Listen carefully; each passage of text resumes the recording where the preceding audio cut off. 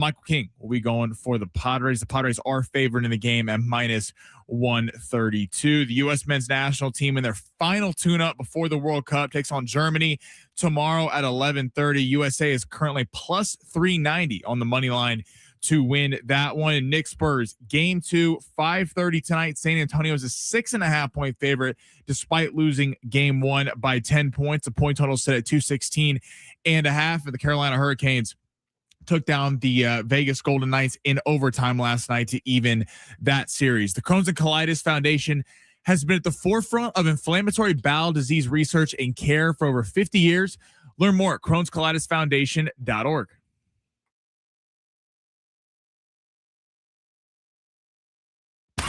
We will start from the beginning. Ladies and gentlemen. I'm Ben Fletcher. That's Sammy Long. That's how it starts. It's back to Petco tonight. Padres Mets in downtown San Diego. And can the Spurs even up the NBA Finals? Plus, I want winners. Carolina on the spread, minus 1.5. Come on, give it up. I like Flavio Caboli on the spread, minus 1.5 sets. That was easy. I also like Alexander Zverev, minus 1.5 sets in Roland Garros tomorrow morning. I am what you would call the king.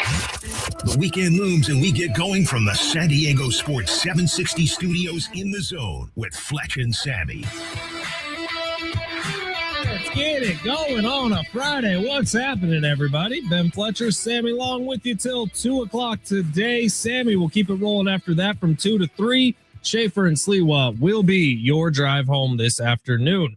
We got a lot going on here. NBA Finals Game 2 coming up tonight. We got hockey players going to the hospital. We got the Padres back home to take on the Mets. We got A.J. Brown confirming he's his own leaker in the media. We got Caleb Williams being inspired by MJ. There's a lot happening in the world of sports. And like Sammy said in his update, soccer tomorrow right here on San Diego Sports 760. Team USA taking on Germany in their final test before the World Cup gets started. I think we learn a lot about this team. I would suggest if you are like a lot of people in America, if you want to start caring about Team USA soccer, tomorrow would be the day to do so. So we start getting familiar with everybody on the team as they enter into the World Cup, where they're playing on the world stage, by the way, hosting on the world stage.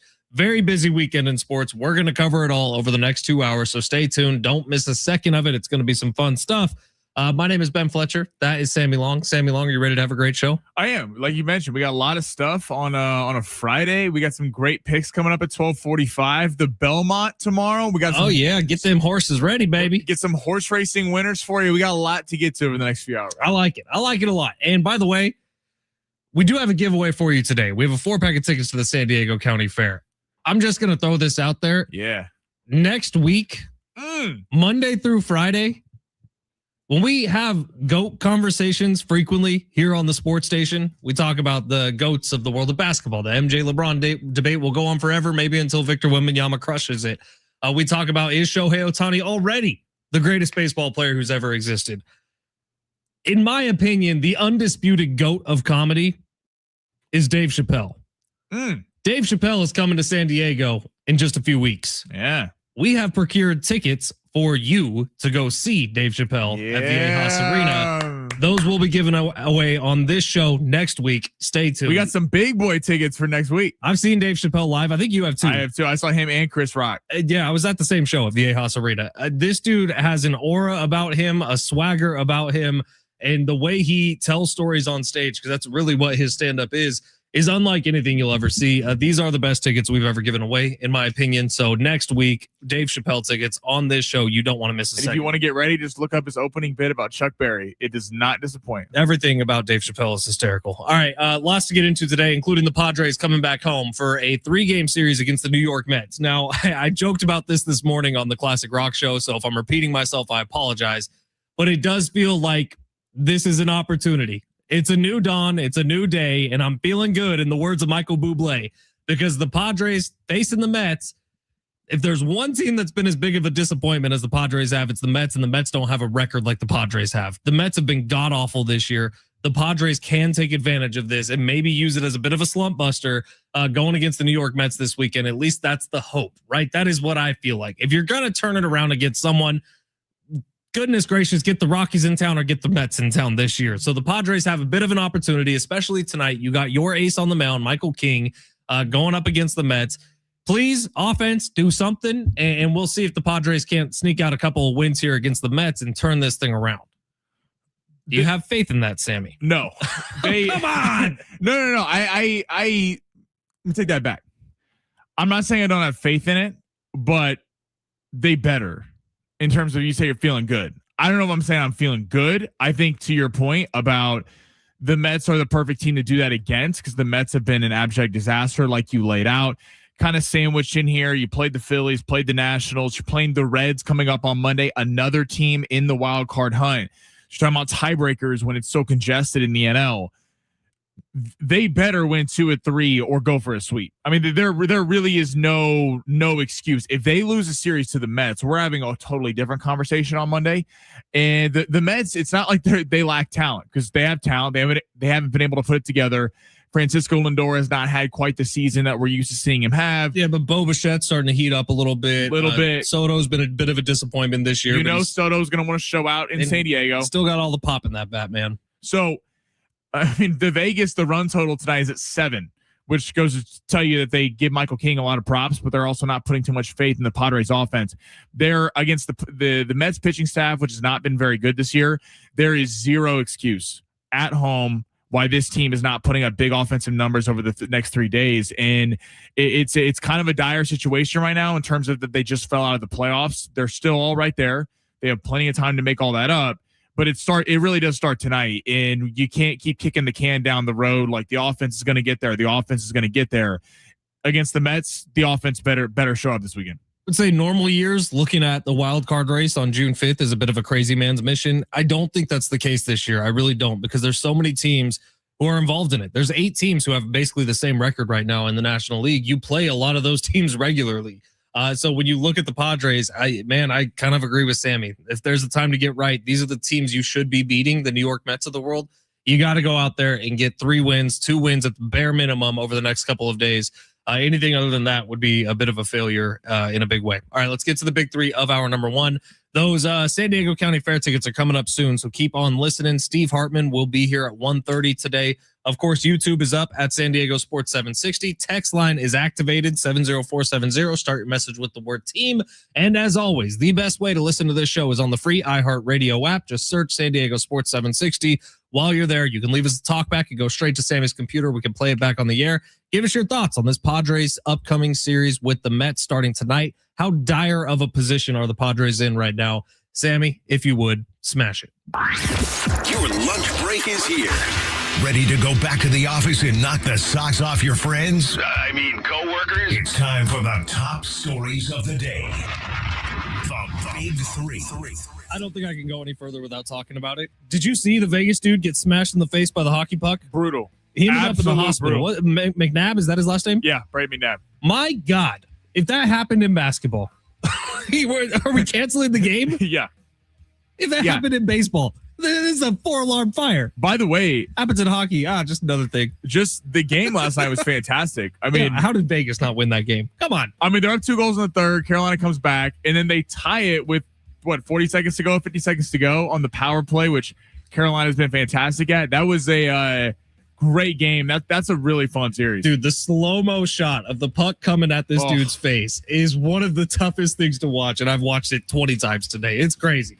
All right, where are we going, Sam? All right, per the LA Times, Austin Reeves wants to stay with the Lakers, but wants a max level contract, 5 years, $241 million. There's been some discussions. Would Austin Reeves take a little bit of a pay cut to stay with the Lakers? The Lakers can afford it. They would still have $60 million to play with if they give Reeves the max level contract if LeBron is not there. But the question is, should they give Reeves a max level salary deal? Man, I've been going back and forth on this one a little bit. Austin Reeves is wildly talented. I really like watching Austin Reeves play basketball.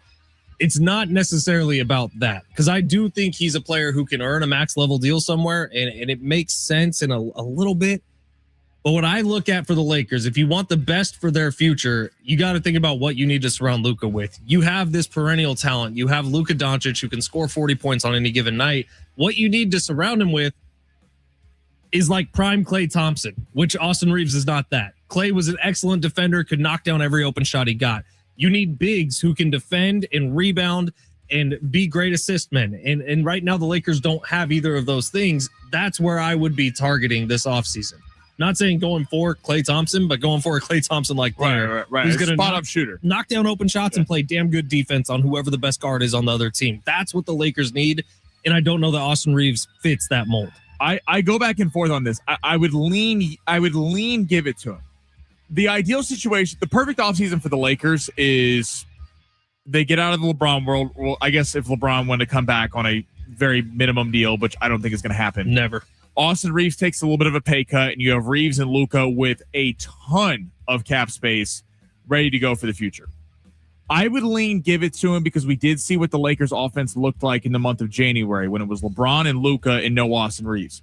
There was no one else to handle the ball besides Luka. So Luka would drop 35, 40 points a game, and yet the Lakers were losing ball games in January because no one else could literally get the ball across half court. I'm a big Austin Reeves fan. It's the max level deal. We know about the defensive deficiencies. We already know about Luka's defensive deficiencies. Now you're paying two guys max level deals who do not play great defense. But if the Reeves and Luka thing doesn't work out, pairing, Reeves is a very tradable player. Because if you were someone that was just looking for had elite level defenders and just needed a scorer, Austin Reeves fits that bill. So I think the Lakers could move him if it doesn't work out. But ideally, it would not be a max level salary deal. Reeves would kind of have to tweak his game, I think, long term to pair with Luka correctly. Mm-hmm. He would almost need to turn more into a bit of a point guard. Yeah, a point guard shooter situation where he can knock down open shots and is elite at getting the ball to Luka in advantageous situations, which so far that hasn't been him. But I'd be curious to see what happens. I guess I wouldn't hate giving him the money, but I would have reservations. I would rather almost be the Lakers starting fresh with just Luka and seeing what they could have. In that, I would like Reeves back. What I would lose my mind is if the Lakers bring LeBron back on a max level salary and don't bring Reeves. I would lose my mind. That is a horrible idea. My question for the Lakers is this: if you let Reeves walk and LeBron walk, what's the game plan? If that's the thing, I'm fine with it. But is it Giannis? Is it built for the future? What is it? We'll know here in a couple weeks. All right, head of the NFL, Baker Mayfield. So a little bit of a spicy situation brewing in Tampa Bay. Told reporters that a new deal is not anywhere close. They've been talking with the Bucs, and he won't negotiate once training camp begins. So didn't seem too happy at the press conference today. If you are the Bucs, would you pay him among the elite level quarterbacks in the NFL? It's tough. Baker deserves just more than what Malik Willis is getting, in my opinion, because I think that's the quarterback that Baker is right now. You guys know me. I'm a big Baker Mayfield fan. For whatever reason, I've loved his career all the way through. But Baker Mayfield is not Trevor Lawrence money, but he's not Malik Willis money either. He needs to be somewhere in the middle, and it probably needs to be a 3-year deal. Like, I wouldn't hate the contract that Kirk Cousins got from the Atlanta Falcons for Baker Mayfield, but it'd be insane to give him what he's going to be asking for, which is like Brock Purdy money. That's a ridiculous thing to do at this point in his career. So unfortunately with the Bucs, like they kind of told you what they were doing when they traded or when they didn't get Mike Evans back, because unfortunately they're just entering into a new era. And this new era for the Bucs is going to take a few years. Baker Mayfield isn't necessarily going to be the quarterback when the Bucs are back to being great. He's their quarterback right now. So I don't know what I would do if I'm Jason Light. To that point about Mike Evans, is this a weird way of Baker being like, listen, this team's not in contention. You're either going to pay me a blank load of money or I want out. Because if I'm Baker Mayfield, I'm sitting there going, he took a 3-year, $100 million contract to come to the Bucs, $33 million a year, not paid it among the elite level quarterbacks. And to Baker's credit, Baker has turned that team around, had them perennially in the playoff conversation, in the playoffs, albeit a weak NFC South, but he's had that team humming. Unfortunately, I would give him the same contract again, right? But he wouldn't take that. You feel like if this progresses, I'm curious what teams would jump in. If I was Pittsburgh, I would have looked at that over Aaron Rodgers. Cardinals. Miami paid Willis, but Miami in a year, if Willis doesn't work out, there's a lot of places you could go with that. But I mean, hell, Jackson Dart doesn't work out. The Giants, there's a lot you could do. But then again, are you kind of having a Kirk Cousins situation where you're paying a guy elite level money who's a very good player, but not elite? I don't know. Something to watch. One more. All right. Team USA, U.S. men's national team plays Germany in a World Cup tune-up tomorrow at 11:30. Can we take anything away from this match tomorrow? They're looking to play their full roster, full starting lineup for the first time together. Are you taking anything away, win, lose, or draw from tomorrow? Not to put you on the spot, is Germany doing the same thing?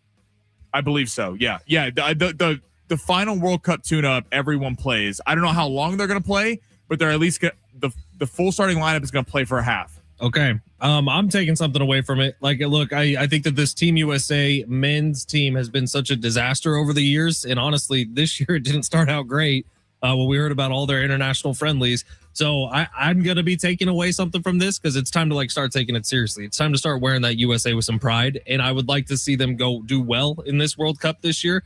Not saying they need to win it, but they need to at least be a player Show in out. it. Yeah, you got to be respectable. You get out there and show out. And so if in order for that to happen, who cares what you do against Senegal? Do something against Germany. I'm totally with you. Like Senegal's, from all reports, they're like the 12th or 13th ranked team in the world. What's USA at? I believe they're like 20 or 18, something like that. Now, it was a good win. It was impressive. They scored 3 goals in that game. They had a fourth. They got called back for offsides. Germany's a whole different kind of beast. Germany's a team that is right outside the France, Spain kind of level of tier.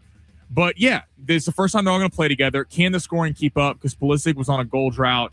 They got Balogun, who's now a traditional striker, which is something the U.S. hasn't had in years. They need to show out in this game and at least be respectable against Germany. Hey, Sam, if you're driving around tomorrow at 11:15, you can listen to that match right here on San Diego Sports 760. How about that? Check it out. You're home for the World Cup here in San Diego.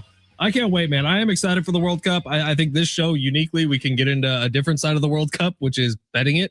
And so I think we're going to be doing plenty of that. We're going to lock in. Sammy's 760 says Germany is ranked number 10 in the world. Okay. Look, it'd be great to see, even if it's a win, lose, or draw, or whatever it is, can USA go out there and be competitive? Can they show that it means something to them? Because that's what I would like to see.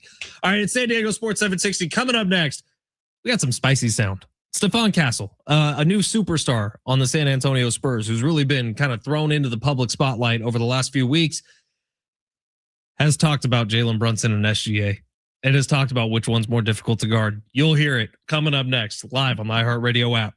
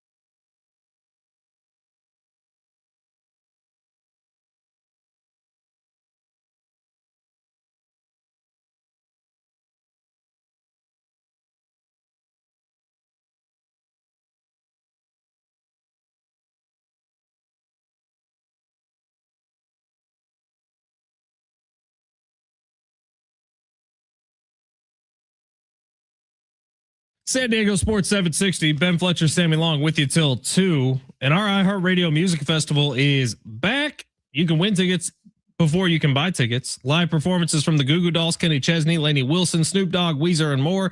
September 18th and 19th at the T-Mobile Arena in Las Vegas. Listen to win these tickets before you can buy tickets, including airfare and hotel, and $1,000. Next chance to text in and win is going to happen just after 1 o'clock, and our exclusive Capital One cardholder presale will begin on Wednesday, June 10th at 10 a.m. You know, people say once you turn 30, your body starts doing some weird things. Well, I turned 30 in March, and I woke up with knee pain today, and man, it is killing me. Like, I don't know what to do. It's all that Peloton bike you're hitting. I know, it's just me grinding on the lawn, dude. Just Fletcher all night. Kendall's like, "Oh, you're bugging me. I can't sleep." He's like, I got on my summer cut right now. Come on, fatty up one more hill. You can do it. Nah, I haven't used the Peloton yet, but I do think I might have slept weird on my knee because the knee is effed today, dude. I don't know what's going on. You gotta have a better story for that. I was fighting a shark out in a bar in Mission Bay. And you saw someone getting messed with who couldn't defend themselves. And you stepped in and get an injury. You know, for probably 12 years, from the time I was in high school till after I graduated college, till right before I married Kendall, this tooth was missing. Like I didn't have a tooth there. I had a retainer that I could wear, but didn't wear it very often. And so when people would ask, I had stories. Like I was saving children. I was backing up my brother in a fight in a bar. Of course. And then it was about to be wedding time. And my wife was like, "You're not getting married without a tooth, you idiot." And so I had to go get a rush job in.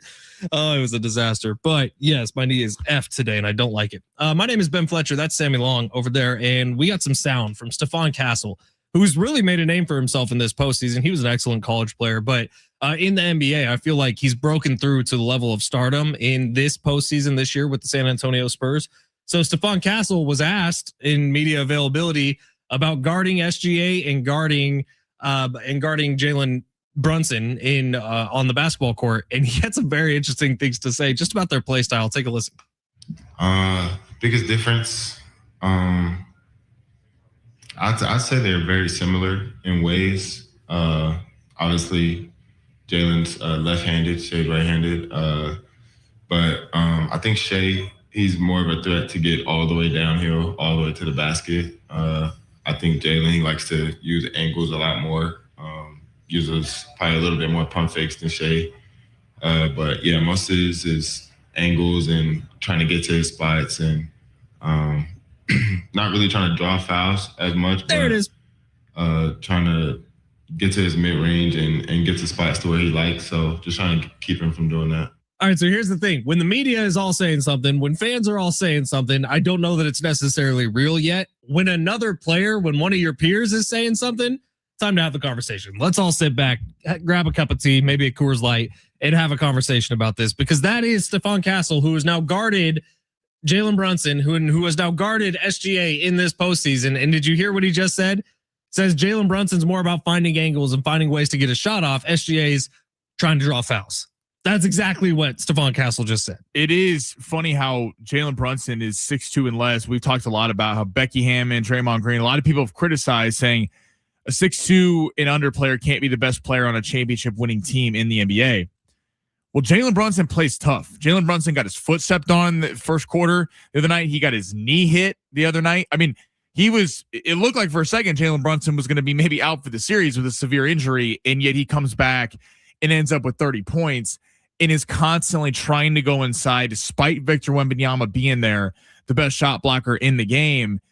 It is true. It's hard because you want to give Shay's a great player, but Jalen Brunson is like not flailing and flopping on the floor trying to get calls. Jalen Brunson is trying to take it to the rack, and it does feel like Shay relies so much. Maybe it's because he has such a slight frame that Brunson's a little stockier, that SGA throws his body every time he comes down the lane.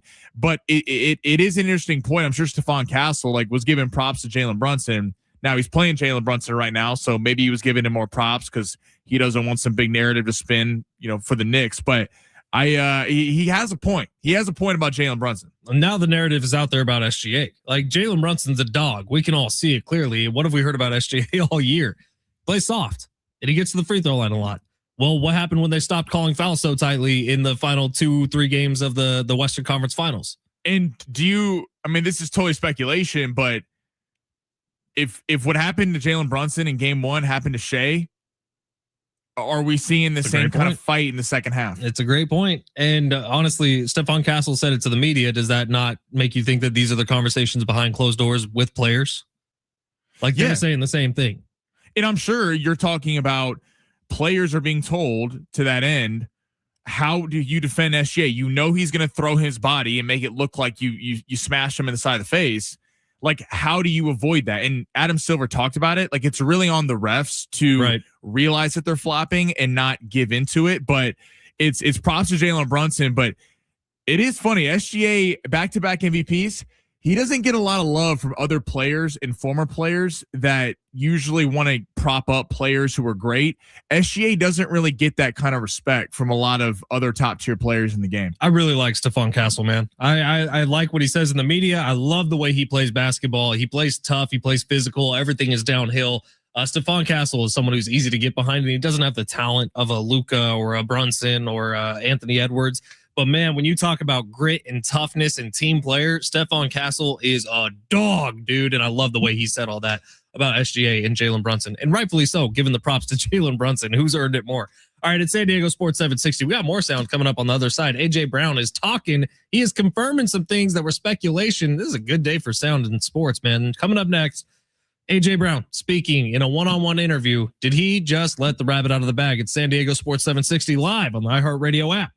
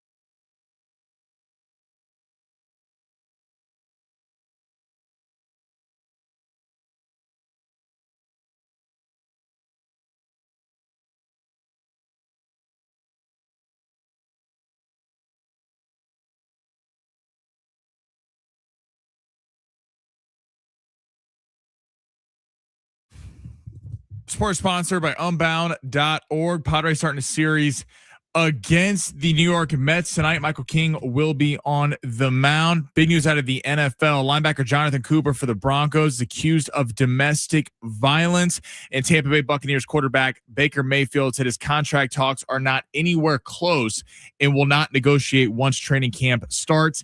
NBA Finals, Game 2. Knicks looking to take a 2-0 series lead going into San Antonio. San Antonio, despite losing Game 1, is an early 6.5-point favorite. Right now, there are young people across the world facing a tough choice: continue their dream of education or drop out to help their family put food on the table. You can help change their future in a single moment. See how far your support can go at Unbound.org.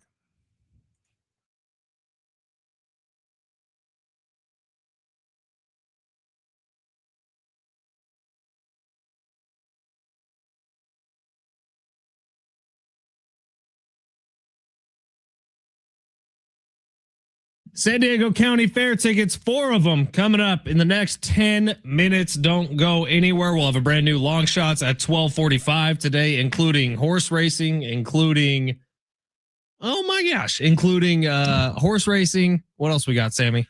Well, you got to say too, we got NBA Finals, might have a little Stanley Cup, might have some UFC, a little Roland Garros final. We got a lot to pick from this weekend. Love that. And I apologize. An old friend who worked here like a decade ago just walked past the window. So shocked me for a second there. She has a baby now. It's just crazy. All right. It is San Diego Sports 760. And we'll have long shots coming up in 10 minutes. AJ Brown, Philadelphia Eagles former wide receiver, considered to be one of the top 10 wide receivers in all of football. Some might have him even higher. In terms of a talent level, I think there's no question he's in the top 7 or 8 wide receivers in the world of football, but he got traded. And I think a large portion of the reason he got traded was because he wanted to be traded.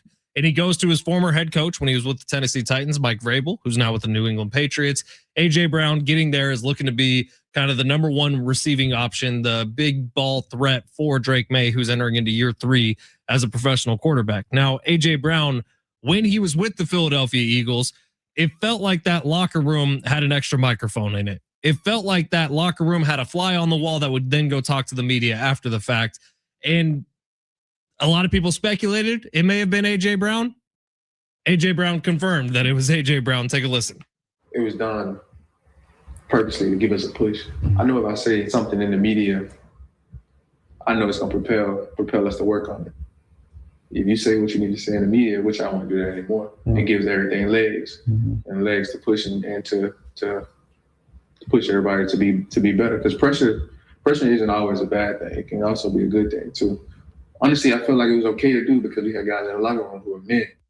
It was okay to do because I was trying to get Nick Sirianni fired. So, well, what he's saying is he's trying to justify what he was doing. And he's saying that I put stuff out there for the betterment of the team. Well, he also, did you hear what he said in there? Said, I won't do that anymore. Right. Which, who the hell's going to believe that? Right. No one. Like he's not going to do it until he gets pissed off at someone in the Patriots locker room. Like clearly he was not a fan of Nick Sirianni's coaching style. I think he hated the way that Jalen Hurts handled him as a wide receiver. He was never going to put up the same numbers that he would put up in Tennessee, even with lesser quarterbacks as he would with Jalen Hurts. A, because Devontae Smith is also a wide receiver with the Eagles. B, Saquon Barkley put together one of the greatest running back seasons we've ever seen. Anytime that happens, like, do you remember any Chargers wide receivers having great years when LT was at his peak? The answer is no. So AJ Brown was never going to have the same numbers, the Hall of Fame numbers that he could potentially put up elsewhere with Jalen Hurts as the quarterback. And that's just kind of who Jalen Hurts is. He's unique, man. He's a very much, we're going to get to 3rd and short and we're going to convert first downs. That's the style of quarterback he is. So AJ Brown then resorted to putting stuff out to the media. And now he's with New England. So if New England's game plan doesn't fit his style, what's to say he's not going to do the same thing over again? And it's BS what he's saying because he was putting out stuff. Let's think of what all happened in Philadelphia last year. Easter Bunny, the bunny in the locker room who was, what was it? The positivity bunny or something like that. Which I still don't think we know who actually put it up. I have half a mind to think AJ Brown did. And remember they asked Saquon Barkley about it and he was like, yeah, I'm not talking about that. So you had that whole drama. You had the whole drama of, we had Etan Shander on the show and he said, who's calling what does Nick Sirianni do? That was put out there. What, like he doesn't call plays. He's not really a motivator, you would say. Like, what does he do? That was put out there. Then you had all the stuff about Jalen Hurts. So it's one thing if you're going to be like, hey, I don't like where the offense is going. But when A.J. Brown was putting out there, I'm not getting enough targets, doubt within the Eagles locker room that he could even get the ball to him, Jalen Hurts. Now you're calling out your quarterback. So you're trying to shake your quarterback's confidence. By the way, he went to 2 Super Bowls, played well in both, and won one for you. And you're trying to create dissension in the locker room in a city, by the way, that is known to be hard on its pro teams. They hold those teams accountable. They won a Super Bowl the year before. I remember listening to I was after the Charger and Eagles game, we turned into Philly radio. They were talking about trading Jalen Hurts a year when they were still the defending Super Bowl champs going to the playoffs.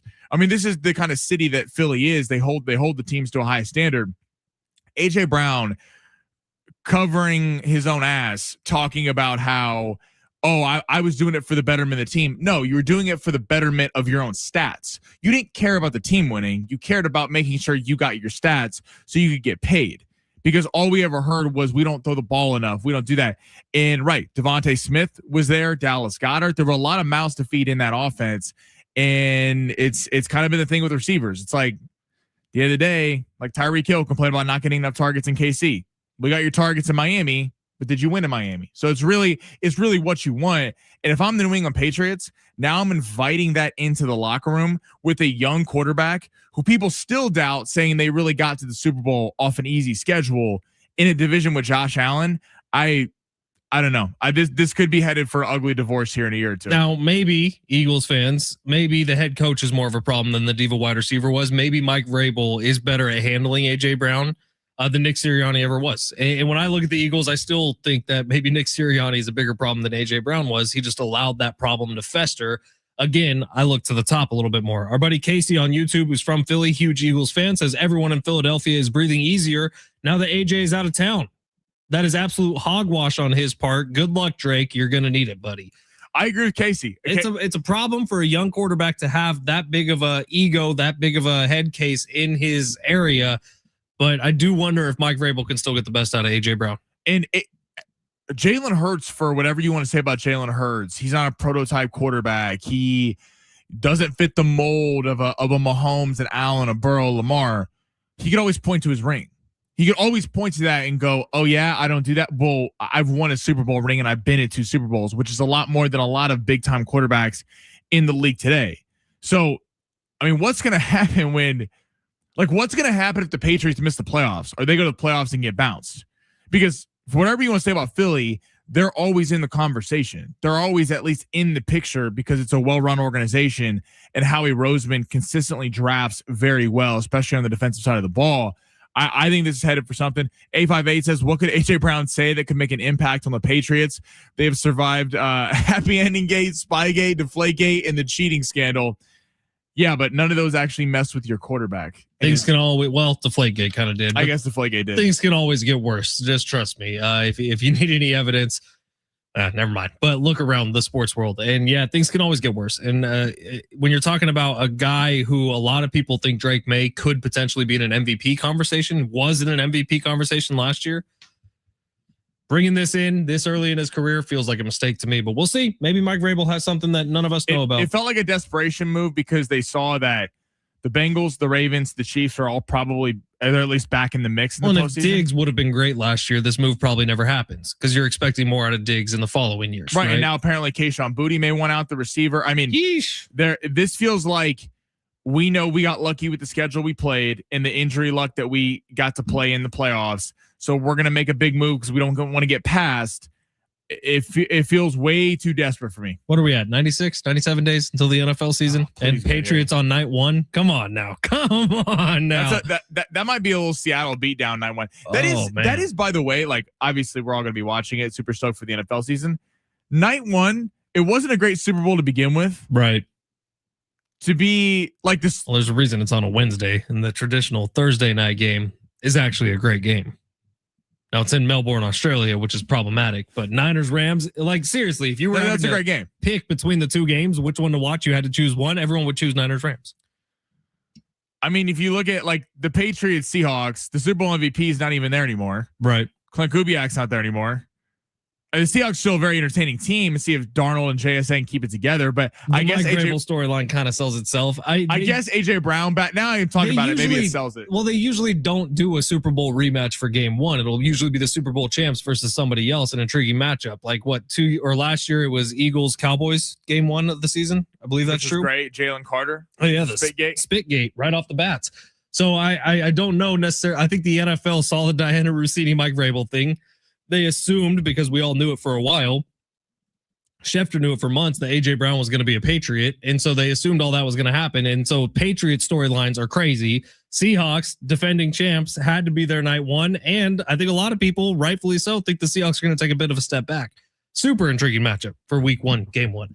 All right, long shots on the other side. Sammy's going to make us all some money. I actually cashed last night. I don't think if you followed long shots to a T, you cashed because you technically. So here's what happened. Well, I pushed the button on the Hurricanes before you said against the spread. So I had already submitted the bet. So we counted as a win. For me, not for everyone. Listen, Carolina did win. I'll take the dub. Okay. Zverev won.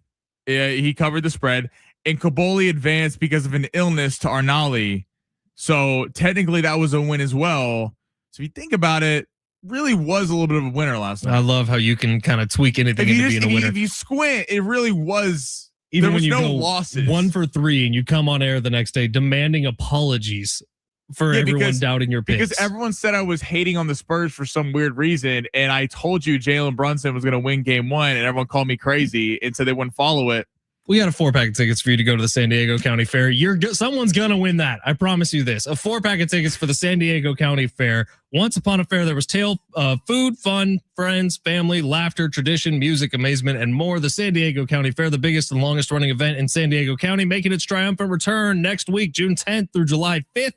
Closed on Mondays and Tuesdays. SDFair.com to plan your happily ever after, or caller number 8. You're going to the fair. 877-767-4760. Call now. Long shots next, live on the iHeartRadio app.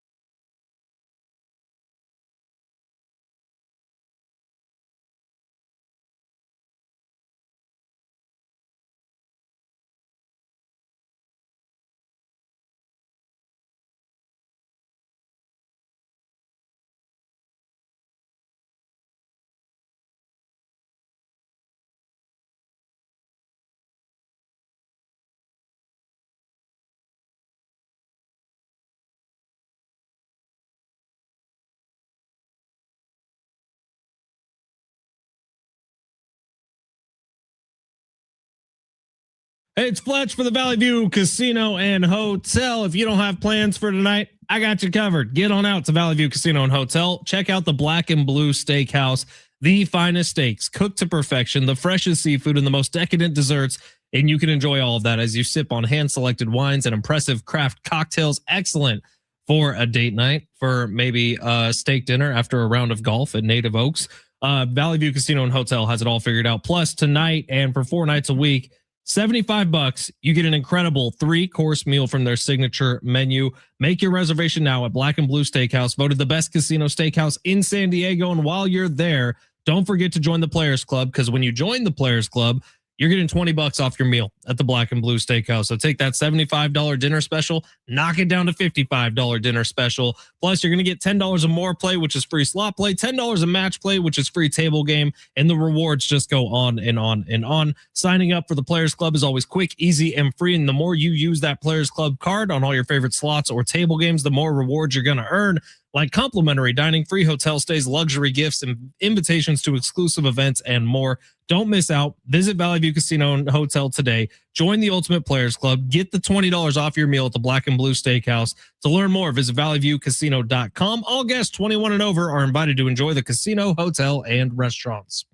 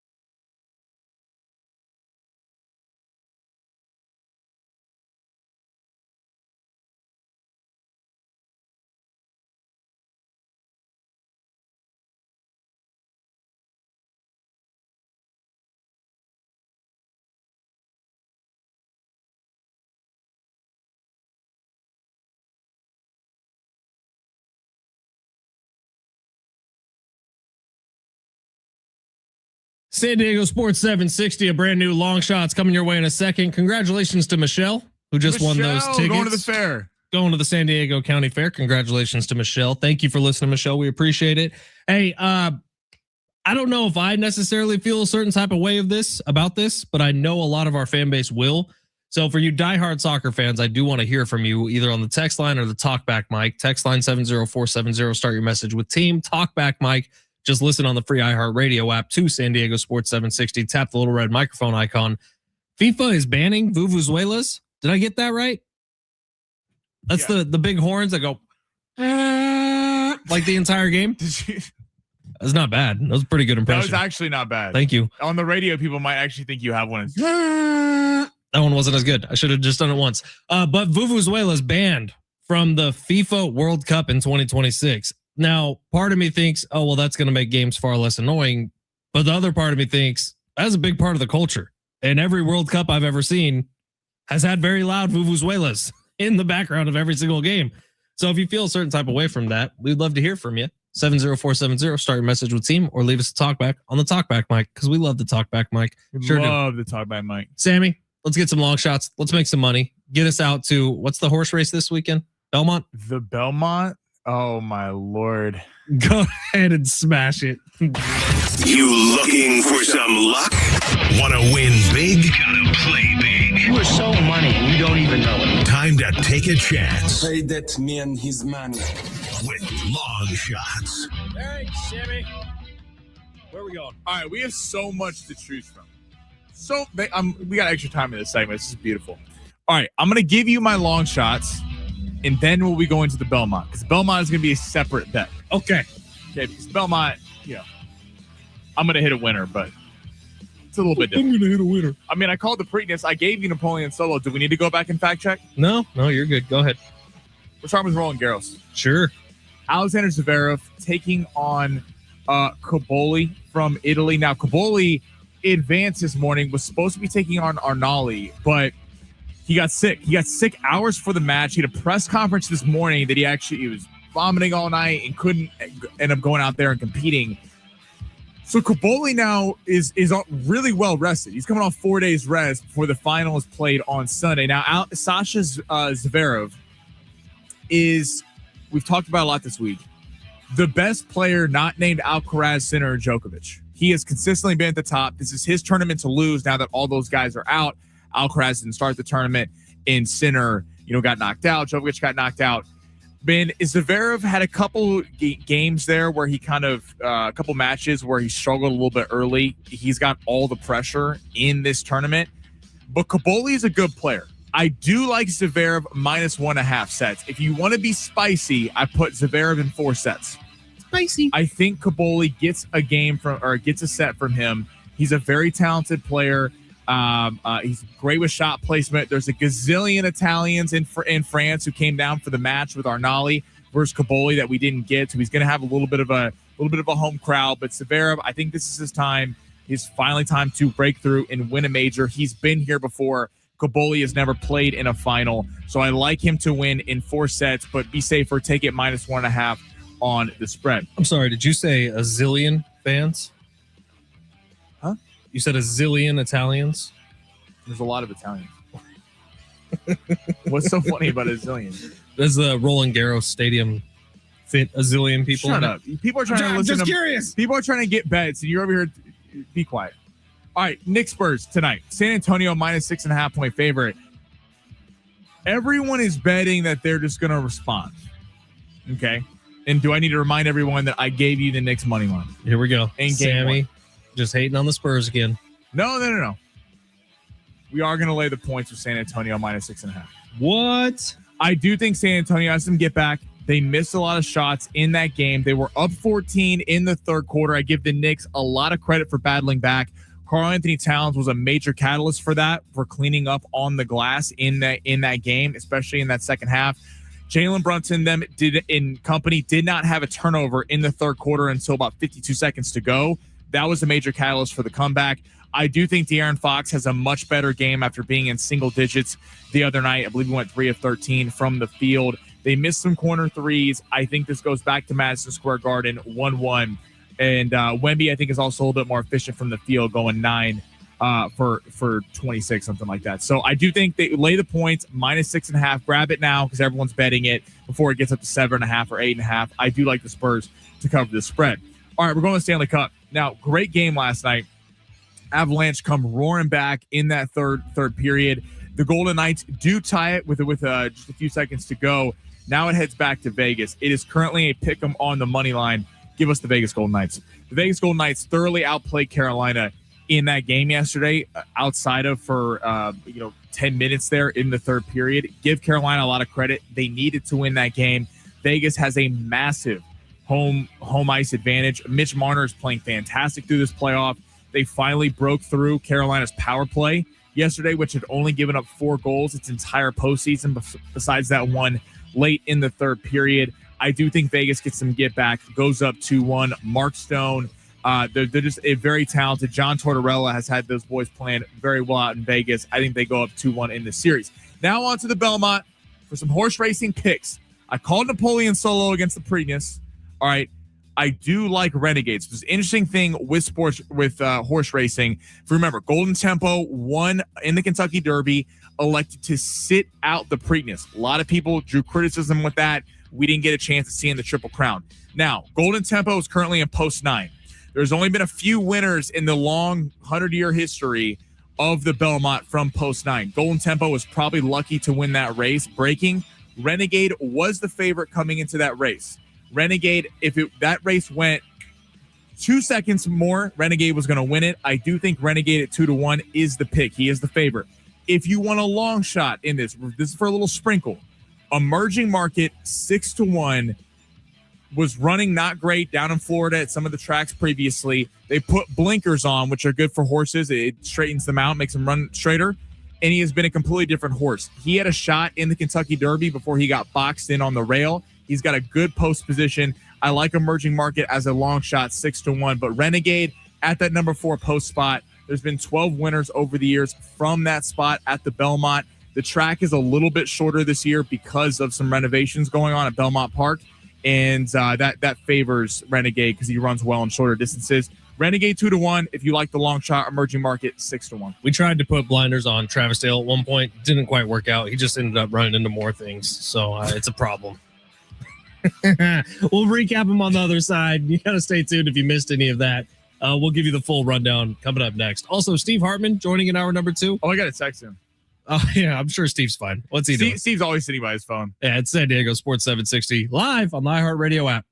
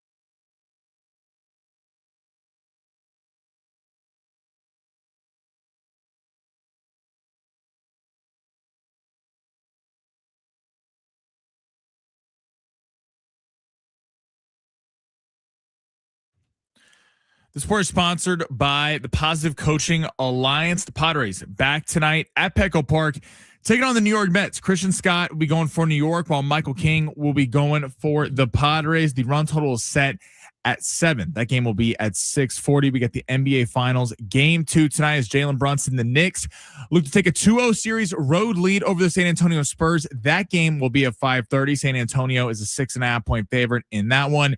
And the U.S. men's national team tomorrow at 11:30. You can hear it right here on San Diego Sports 760, taking on Germany in their final tune-up before the World Cup, which gets going next Friday. The U.S. is currently plus 390 to win on the money line. If you have questions about youth or high school sports, Positive Coaching Alliance can help. PCA builds better athletes and better people through sports. Info at positivecoach.org. We will start from the beginning. Ladies and gentlemen, I'm Ben Fletcher. That's Sammy Long. that's how it starts. It's back to Petco tonight. Padres Mets in downtown San Diego. And can the Spurs even up the NBA Finals? Plus, I want winners. Carolina on the spread, -1.5. Come on, give it up. I like Flavio Caboli on the spread, -1.5 sets. That was easy. And I also like Alexander Zverev, -1.5 sets in Roland Garros tomorrow morning. I am what you would call the king. The weekend looms and we get going from the San Diego Sports 760 studios in the zone with Fletch and Sammy. It's hour number 2 here on San Diego Sports 760. Ben Fletcher, Sammy Long with you till 2 o'clock. Sammy will keep it rolling after that till 3. Schaefer and Sliwa will be your drive home. We got Steve Hartman coming up in 30 minutes. I'll remind you about an excellent prize we have coming up on the show next week in about 10 minutes. But I do want to start this hour with this, because one of my buddies, actually, a guy who you've heard on this station many times over the years, his name is Chris Rose. He used to host Intentional Talk for Major League Baseball Network. Now he's working with John Boy Media, I'm pretty sure. He has a pretty bold prediction about these San Diego Padres and the trade deadline that's looming. Now, he said this a few days ago, but it's starting to make its rounds into Padre land via social media now. I will quote Chris Rose directly. He said, "My prediction is that Mason Miller gets traded for the second straight year, and he is going coast to coast and will try to bolster the bullpen for the New York Yankees in a major, major deal." Chris Rose goes on to say, "The worst thing you can do is have the best closer in the business on a team that cannot win the World Series. So I don't care how AJ Preller shops in New York's baseball player market. Go figure out a way to make your team better than the way it is right now." Spicy. So I will try to get Chris Rose on our show coming up next week, early in the week. But fascinating idea from Chris Rose. Now, we talked to Coach Quintero yesterday, and he kind of brought up the idea about Fernando Tatis Jr. and this trade deadline. Now, this is all assuming things continue to go the way they're going right now. Like, the Padres could sweep the Mets this weekend and we'll all start feeling a lot better. But if things continue to go this way and this offense is still completely inept, the argument is you're hardly using Mason Miller anyways. And he's one of the best closers. He is the best closer in the game of baseball. Does it make sense to have him in the back of your bullpen if you're not even getting to him in the back of the bullpen? Wow. I'm curious. Texas 70470. Start your message with team or hit us on the little red talk bag mic. You give us your thoughts, because certainly would send shockwaves through the city. Now Miller's honestly, now he might be the biggest star on the team in terms of, like, Tatis was that guy. And he's one of the biggest stars in baseball. Iconic closer entrance, 104 mile per hour fastball, a slider that cannot be touched. But when's he being used? Right now, not a lot. The best thing for the team, again, assuming it continues like how it's been the last 2-3 weeks, 1-9 the past 10 games, would be to trade him. Now, I don't think that will happen. I think they would be more likely, I'm not saying it's smart, to trade Tatis than Miller, because Miller gets people to the ballpark. Tatis used to get people to the ballpark. Tatis recently has not gotten people to the ballpark. Miller is electric. Again, if you're talking about purely from an asset standpoint, if you're not taking into account ticket sales and fan reaction, any of that, having a fire sale of all these guys might be the best thing in the long run. Now, it's not sexy. It is that people are not going to be like, oh, you traded, especially in baseball, because you're trading for prospects. You're not trading for, in the NFL, first round draft picks or things like that, where you can really kind of look at, NFL mock drafts and plan out your team. If they did that, I don't think they will, because they have new ownership. It would be a tough look for Jose E. Feliciano and Kwanzaa Jones to come in, and the first thing they do is trade away Mason Miller. It takes some balls. Like if you did it, it might be like, hey, we're gonna go for a hard reset. But seriously, who on the Padres team right now has a higher market than Mason Miller does? You get everything. He's young. He's the best closer in baseball. Everything. Because a team like the Yankees or something. Now I know every trade goes to the Yankees or the Dodgers, but obviously the Padres. And that's just the team that Chris Rose predicted. But there would be a line of suitors out the door for Mason Miller. You could start a bidding war for Mason Miller right now. Well, this was the worry when you traded for Mason Miller. Was he's unbelievable, electric, but what's the use of having one of the best bullpens in baseball if you never have a lead? That's the whole point of having an elite bullpen is that your offense contributes. You shut it down once you get it to them and the game's over. That has not been the case. The bullpen has been lights out and money. Well, pretty good, very good overall. Mason Miller has been very, very good. I got questions about the rest of the bullpen. Yeah, I meant that as a whole. Mason Miller has been exceptional. But to your point, you're not throwing him. And if it spirals out of control, do the owners have the guts in the first year with the team? Coming off, we know Peter Seidler was beloved in this city for what he did and spending like a big market team. Now, has all those signings worked out? No. Xander Bogaerts and Manny Machado contracts, the entire Padres organization would want back. But you have to credit Peter Seidler for trying, for going out there and trying to win when there was a lot of years, frankly, that the Padres weren't even putting themselves in position to go out there and try to win.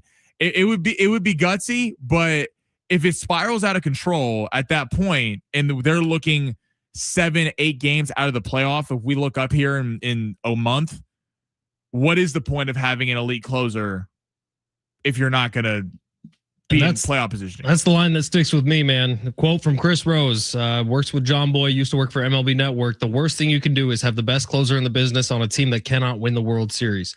If you missed the quote we read earlier, he said, my prediction is that Mason Miller gets traded for the second straight year and he's going coast to coast and will try to bolster the bullpen for the New York Yankees in a major deal. 858 said, trade the whole team, get the best high school players and plan for the future.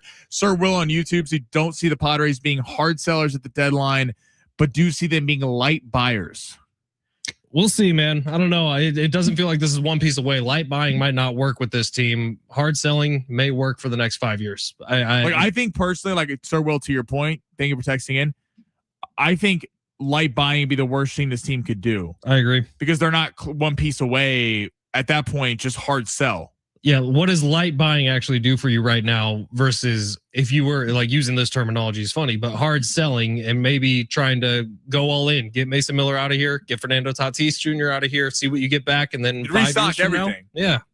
You'd restock everything. Let's get to the big three of hour number 2. Steve Hartman in 20 minutes. Sammy, go ahead. Smash. Your lunch break is here. Ready to go back to the office and knock the socks off your friends? Co-workers? It's time for the top stories of the day. The Big Three. You missed it in hour 1. Big announcement next week on this show. Dave Chappelle tickets up for grabs. He's playing Viejas Arena later this month. Talk about one of the hottest tickets in town. Dave Chappelle, the GOAT of stand-up comedy. Cannot wait for that. Hopefully I'm there. We'll see. We got tickets to give away next week. We might need to talk to Taylor Yip from promotions. You know, my uncle used to design stages for Dave Chappelle. Yeah. So what? Call on. See if that can work. Sammy, where are we going? All right. Jared Verse at his introductory press conference after getting traded for Myles Garrett said, quote, I'm not here to fill Myles Garrett's shoes. Not here to fill his shoes. Duh. And there were reports this week that the Browns weren't actually entertaining the offer until the Rams included Jared Verse in the deal. They were offering more picks. They did not want it. They were adamant they wanted Jared Verse. Reaction to Jared Verse's comments. Jared Verse is terrific. I, for one, am stoked he's out of the NFC West. I think Jared Verse is as good as just about anybody in the NFL not named Myles Garrett. Like, there is a tier drop off, and it's a big one right after Myles Garrett. TJ Watt was up there for a while. He's not up there anymore. I would say Joey Bosa for a minute was up there. He's not up there, close to being up there anymore. So you look at the teardrop after Myles Garrett, and Jared Verse is in a group of guys who are excellent, top of the market, wonderful edge rushers. He can play a little bit of linebacker too. Jared Verse is terrific, but of course he's not filling the shoes of Myles Garrett. And also, does anyone else just kind of feel bad for Jared Verse? He was on a Super Bowl contending team, and now he's on the Cleveland Browns. Like, it kind of sucks to be him today. He's from Cleveland, though, I think. That's cool. Going home. Like LeBron. I'd rather win a Super Bowl. Me too. And live in Los Angeles than Cleveland. Hey, don't hate on Cleveland. Cleveland's cool. It's better than Southern California? I don't think so. Cleveland, listen. He's not there to fill Myles Garrett's shoes. I like, though, what the Browns did. Obviously, the Rams draw the headlines. You're getting Myles Garrett. Wow, Super Bowl favorite to begin with. And now you add the best pass rusher in all football. Those deserve all the headlines. But the Browns are quietly building. Jared Verse is a young elite pass rusher, 25 years old. The Browns project to be relevant 2 to 3 years down the road. Where will he be? He'll be 28 years old. Myles Garrett, 2 to 3 years down the road, will be 34 years old. About 33, 34 years old. So it makes sense for a little bit of a long term. You're getting draft picks. You need to get a quarterback in place next year. The Browns are quietly doing good business. Remember last year, they moved out of the Travis Hunter spot so the Jags could take him, picking up another first-round pick. The Browns are quietly Andrew Berry being well run right now, and that's not something you would say about the Browns, but they are actually not just going for the sexy headline pick. They're trying to actually build for the future, and that's how a team like Cleveland does it. Because, if you have a choice between Miami, LA, or Cleveland, where do you think people are signing in free agency? You have to build this thing through the draft. All right, let's head to Major League Baseball. Aaron Judge, out 4 to 6 weeks with a stress fracture.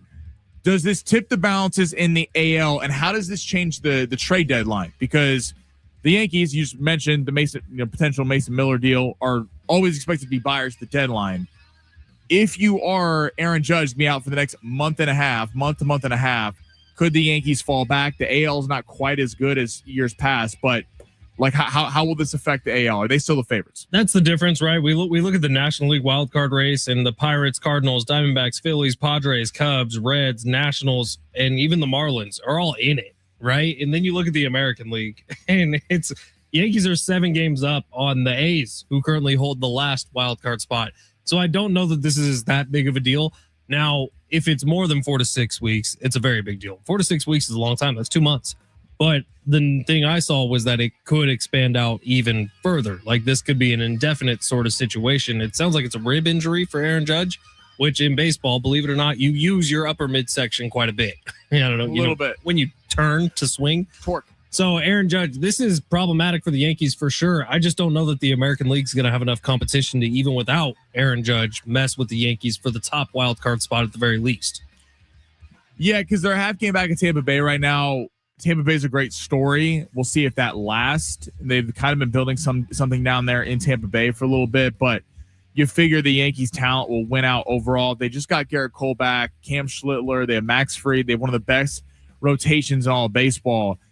I mean, look at the AL. The A is currently in second place in the AL West. They've been a nice story, but again, are they really going to be winning this year? Seattle is back up there. Seattle and Cleveland, after bad starts, have kind of crept back into the conversation. Seattle, I do think, will be a player again this year in the American League. The Blue Jays have kind of been struggling recently. So, yeah, the fact, if this was in the NL, I think the Yankees would be panicking. Like, how are we going to stay afloat? Because there's so many talented NL teams. In the AL, you can probably coast for a month or so, and the Yankees will be making the playoffs. All right, what's next? One more? We got, Chicago Bears. Dude, hey, pause it. Because it's not just the Bears. We're not leaving your Chiefs out of this conversation. I hate what Clark Hunt did. All right, so 2 teams in the NFL moving over state lines. Let's get into it on the other side. It's San Diego Sports 760. You're listening live on the iHeartRadio app.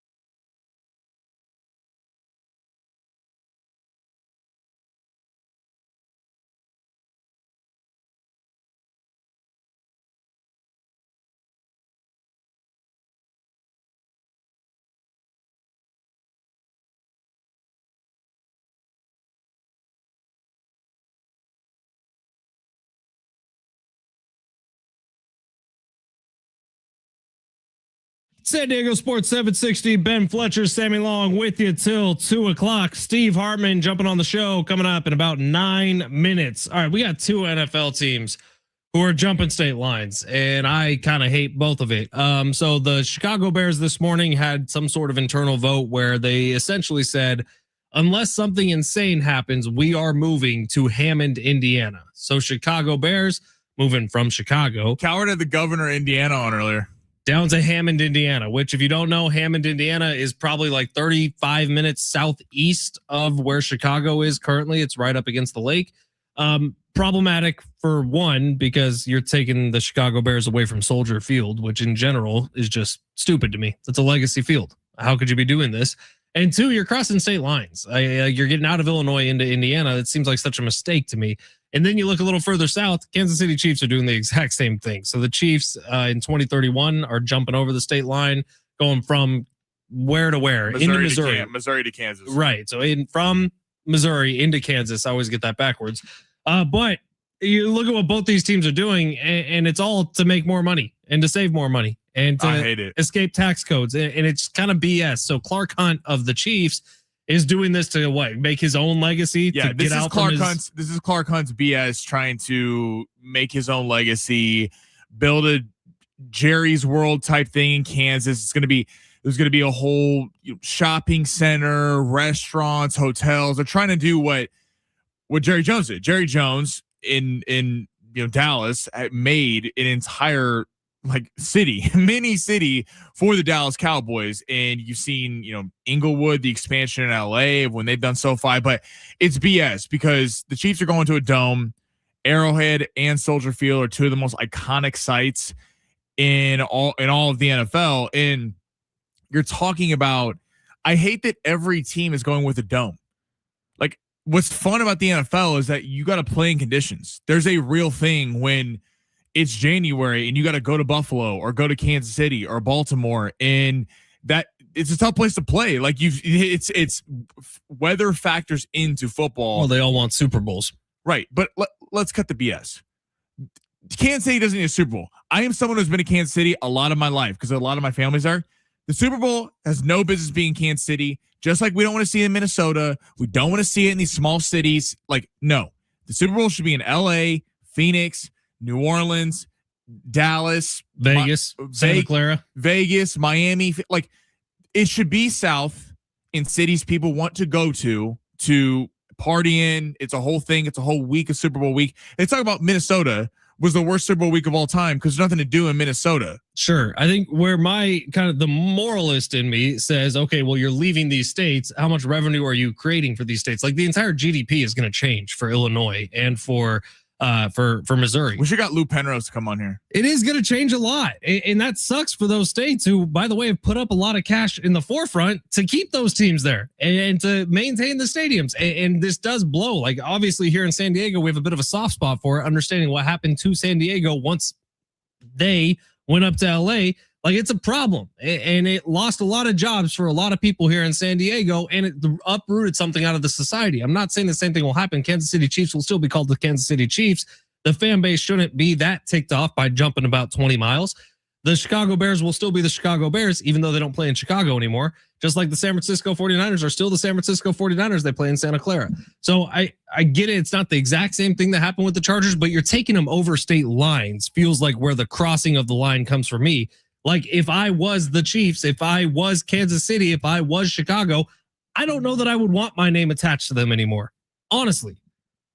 It's just, again, it's new owners trying to make a name for themselves, and it's not needed. It simply is not needed. And also Soldier Field and Arrowhead, two legacy stadiums in the NFL, are just gone. Right. I mean, even like the Bills, Highmark Stadium. Now they're going to a new stadium. Highmark 2. Highmark. I mean, I don't get it. I don't like it. In Kansas City, Clark Hunt has gotten crushed for this. People Clark Hunt is not popular right now, and the Chiefs certainly own that town. But it's in Chicago. You feel bad for people, in Chicago.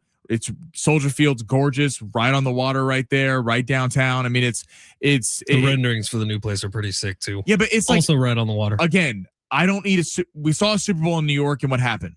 It was snowing. let's say you have a dome in Chicago, Greater Kansas City. Is that really where we want Super Bowl week to be? Super Bowl week in Vegas when it was Chiefs and Niners, unbelievable. Unbelievable. Miami too. I was at that one. That was so much fun. All right, Steve Hartman is coming up next. We'll get Steve's thoughts on all things NBA Finals Game 2. Plus, I'd love to talk to him about the Chiefs and the Bears uprooting their teams and leaving the state. It's San Diego Sports 760. You're listening live on the iHeartRadio app.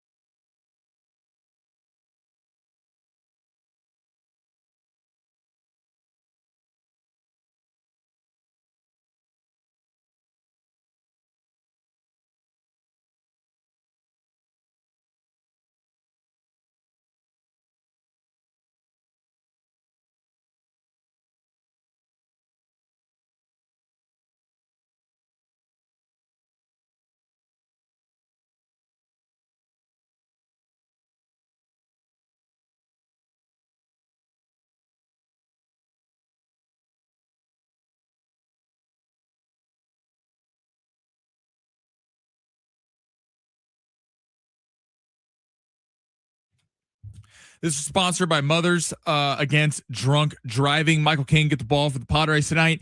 So they look to stop the losing skid back at home, taking on the New York Mets. That game will be at 6:40.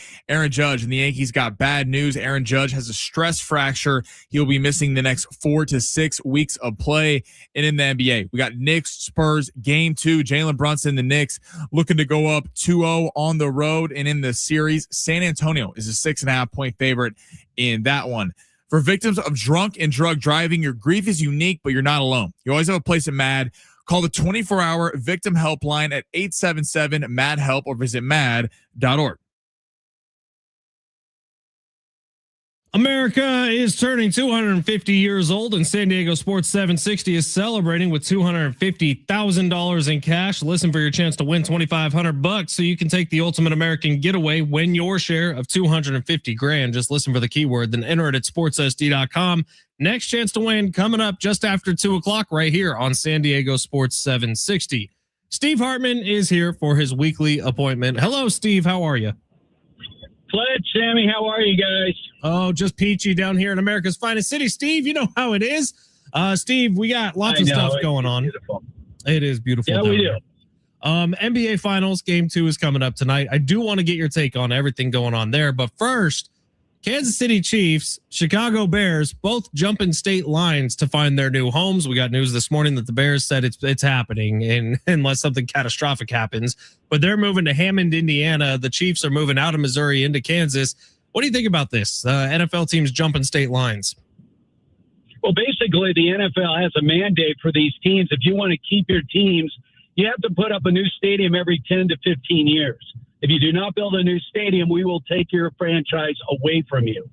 So they're scrambling because these big cities, they don't want to charge the local taxpayers. Taxpayers aren't going to pay, $1 billion, $2 billion to build these new stadiums for these billion-dollar owners. So when they can get outside sources to pay for the stadiums or help pay for the stadiums, that's exactly what they're going to do. So, look, I mean, you have to remember this. The 49ers, they voted on a new stadium that was approved in San Francisco, and there is no stadium in San Francisco. They had to go to Santa Clara to actually get the stadium built. So this is, there's only one team that plays in the state of New York, and that's the Buffalo Bills.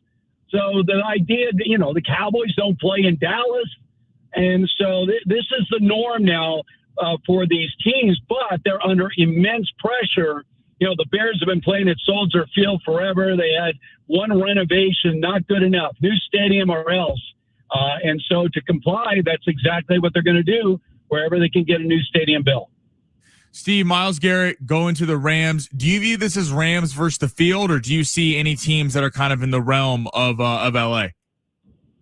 Well, first of all, we're still counting on the fact that Matthew Stafford is going to be upright for an entire season. Guys, right before the season last year, we put a big, question mark on the Rams. He was having back problems.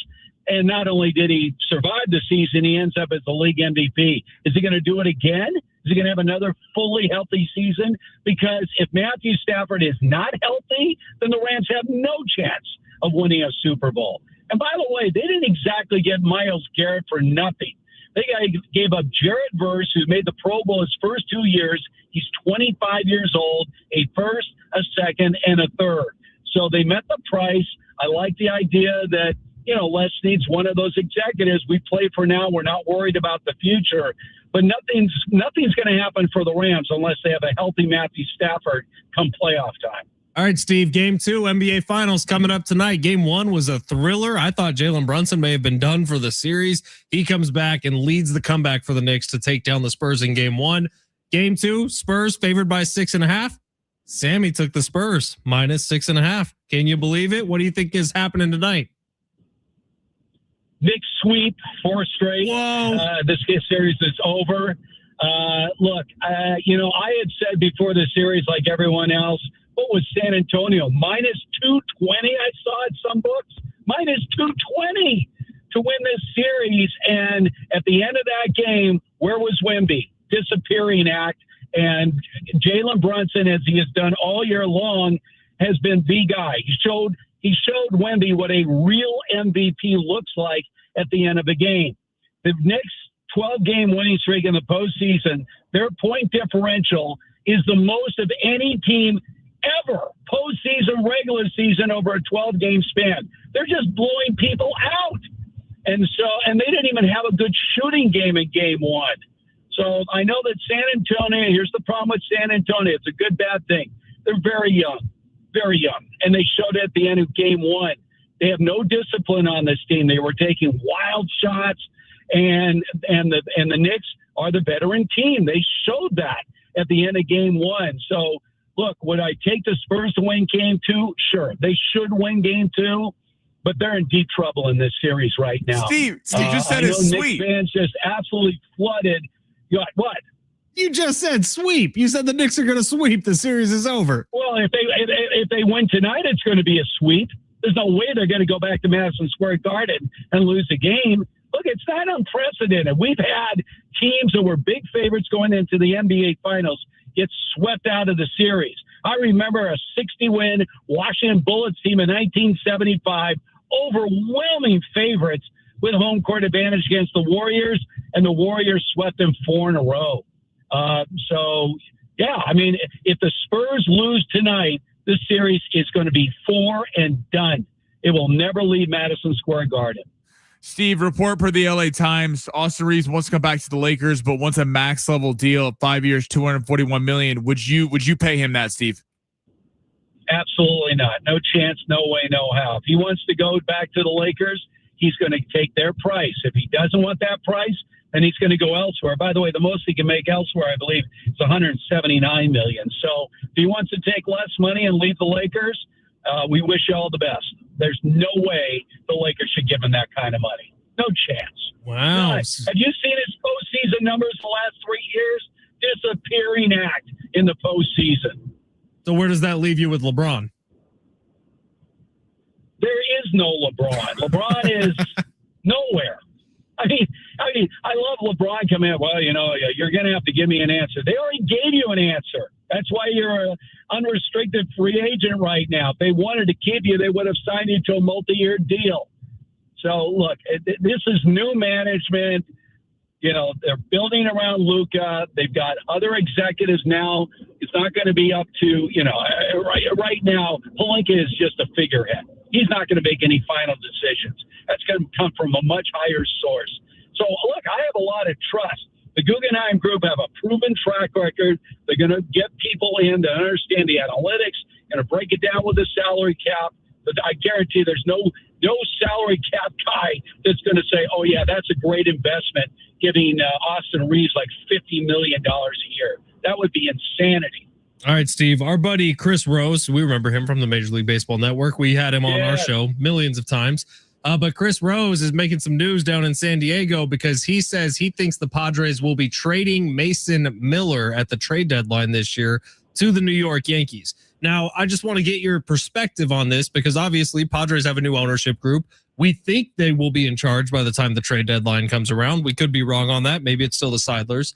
But if they are in charge, what is the PR hit for immediately trading, if they do, one of the biggest stars that this team has had in a long time? Well, I understand that, but he is a closer. And as we saw, the Dodgers paid a mint for Edwin Diaz. How's that looking right now? These closers, they have good years, they have bad years, they're inconsistent, and they don't always guarantee that you're going to win any kind of championship. The Padres are suffering because the Padres' offense is non-existent this year.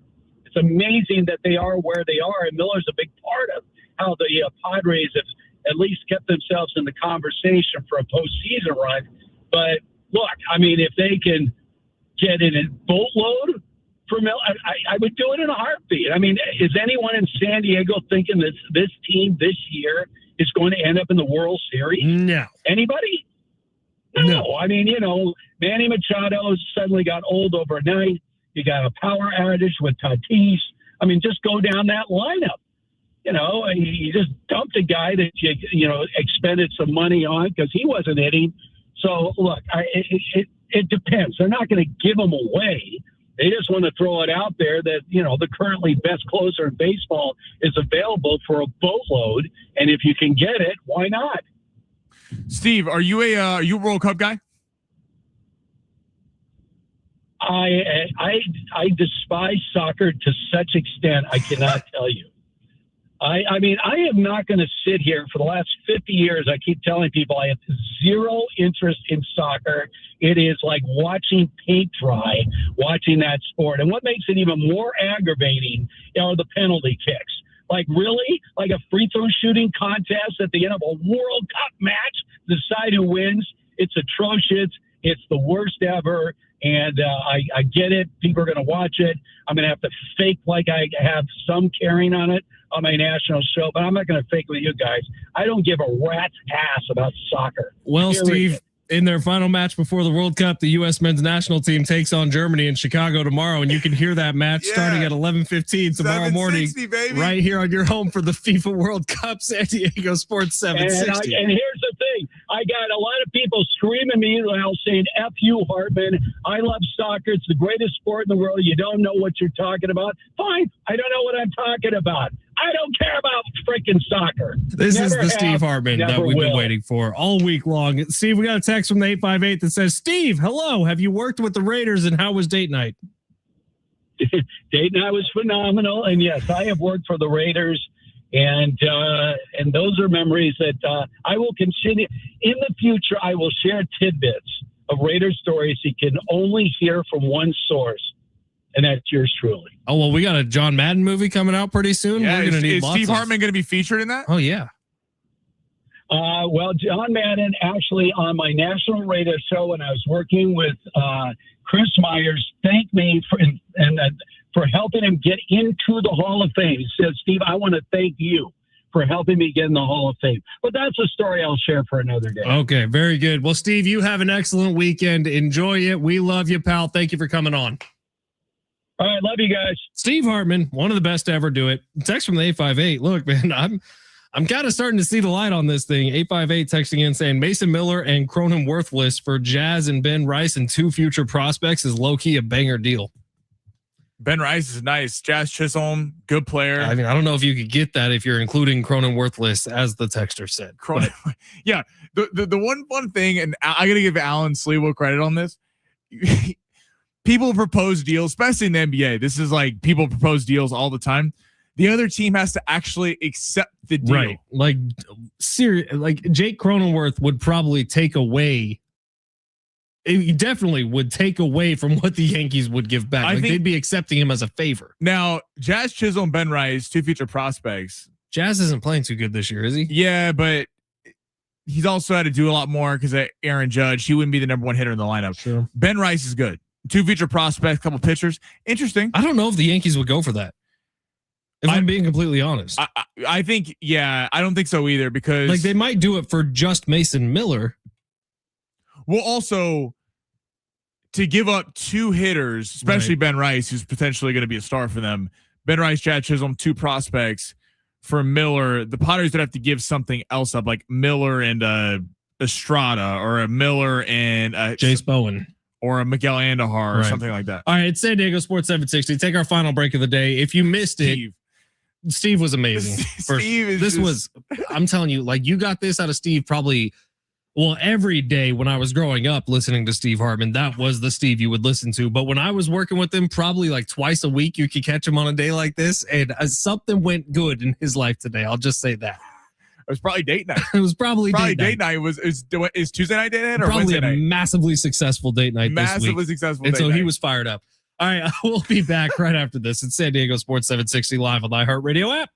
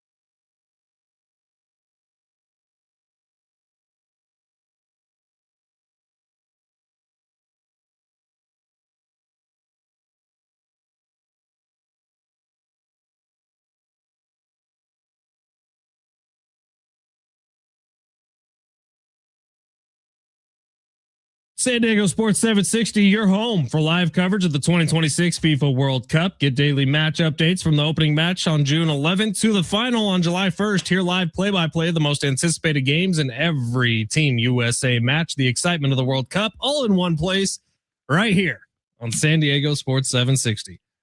Always fun chatting to Steve. He was fired up today. He was very fired up today. Woo. He said in the same sentence that the Knicks are going to sweep the series and the Spurs may win tonight. If you missed that interview, please go find it. You can watch it on the YouTube Rewind, and hello to everybody who is watching us on Rewind today. You could also listen to it on the free iHeartRadio app. Gold. I noticed he's more feisty when he's driving. He told me he was somewhere before we hopped on the interview. He said he had somewhere to go with his son. So he was probably in a smart car. Little smart car, little tiny car, sure. rolling around. Probably. It is crazy. Like, I'm pretty sure my truck could just drive right over Steve's smart car without even stopping. Like, it would be a speed bump. Oh, Steve. I love that, man. He's never not going to be on Fridays at 1:30 as long as I'm still doing this show. Hell yeah. Amen to that. Even though I know Jay Silves doesn't necessarily love himself some Steve Hartman. Look, Steve is prickly. He's like one of them cactus fruits. He might hurt a little bit. Steve's good. Let's see. Text line from the 619. Steve Hartman's I don't give a rat's ass about soccer. I love that guy. 619. Not tuning in for World Cup coverage. Right, probably not. And then Jay Silves on YouTube saying, stop yelling, Steve. Boomers hate soccer. SD Rob, as soon as the Padres come back home, the weather turns to you know what? There's a cold black cloud following this team. I'll be honest. Rob. Dude, I looked at because this is the first weekend in a long time. I have nothing on the calendar. Like, this is a lazy bum weekend if I've ever heard of one. I was so excited when I saw that it's actually going to cool down a little bit this weekend in San Diego. It's going to be in like the mid 60s. I am pumped for it. And weather turning to crap in San Diego, it's going to be like high 60s, no rain still. It's going to be beautiful all weekend here in San Diego. This is speaking of a black cloud coming with the Padres. We've said for a while now, every series feels big. This one feels huge. This one feels huge because they're the Mets. They clearly have shown us nothing against teams. They have a terrible record against teams above 500. You know how bad the Mets have been on the road this year? They're 12-20 on the road this year. I mean, and outside of the Mariners, the Padres swept them both down here and in Seattle. Their record against teams above 500 is putrid. No, I think the guy they're playing against tonight, Christian Scott, this is like his fourth appearance on the year, I want to say. Right, and this is at least what the Padres have been able to hang their hat on, at least early in the year, is that they do beat up on the bad to okay teams. If this weekend they don't come through, then you're facing another team that you're right around the playoffs against the Reds. I think we had the conversation about Mason Miller. Could they potentially be looking to move him at the deadline? Could they potentially be looking at being massive sellers?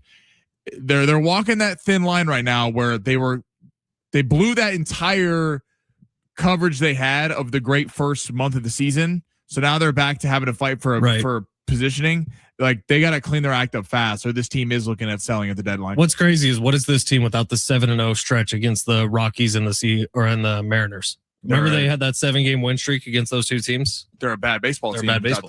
All right, before we get out of here, final score, tonight's game, NBA Finals, game number 2. Sammy, you got your final score? Now, remember, you took Spurs minus 6.5. I'm going to go 112-101 Spurs.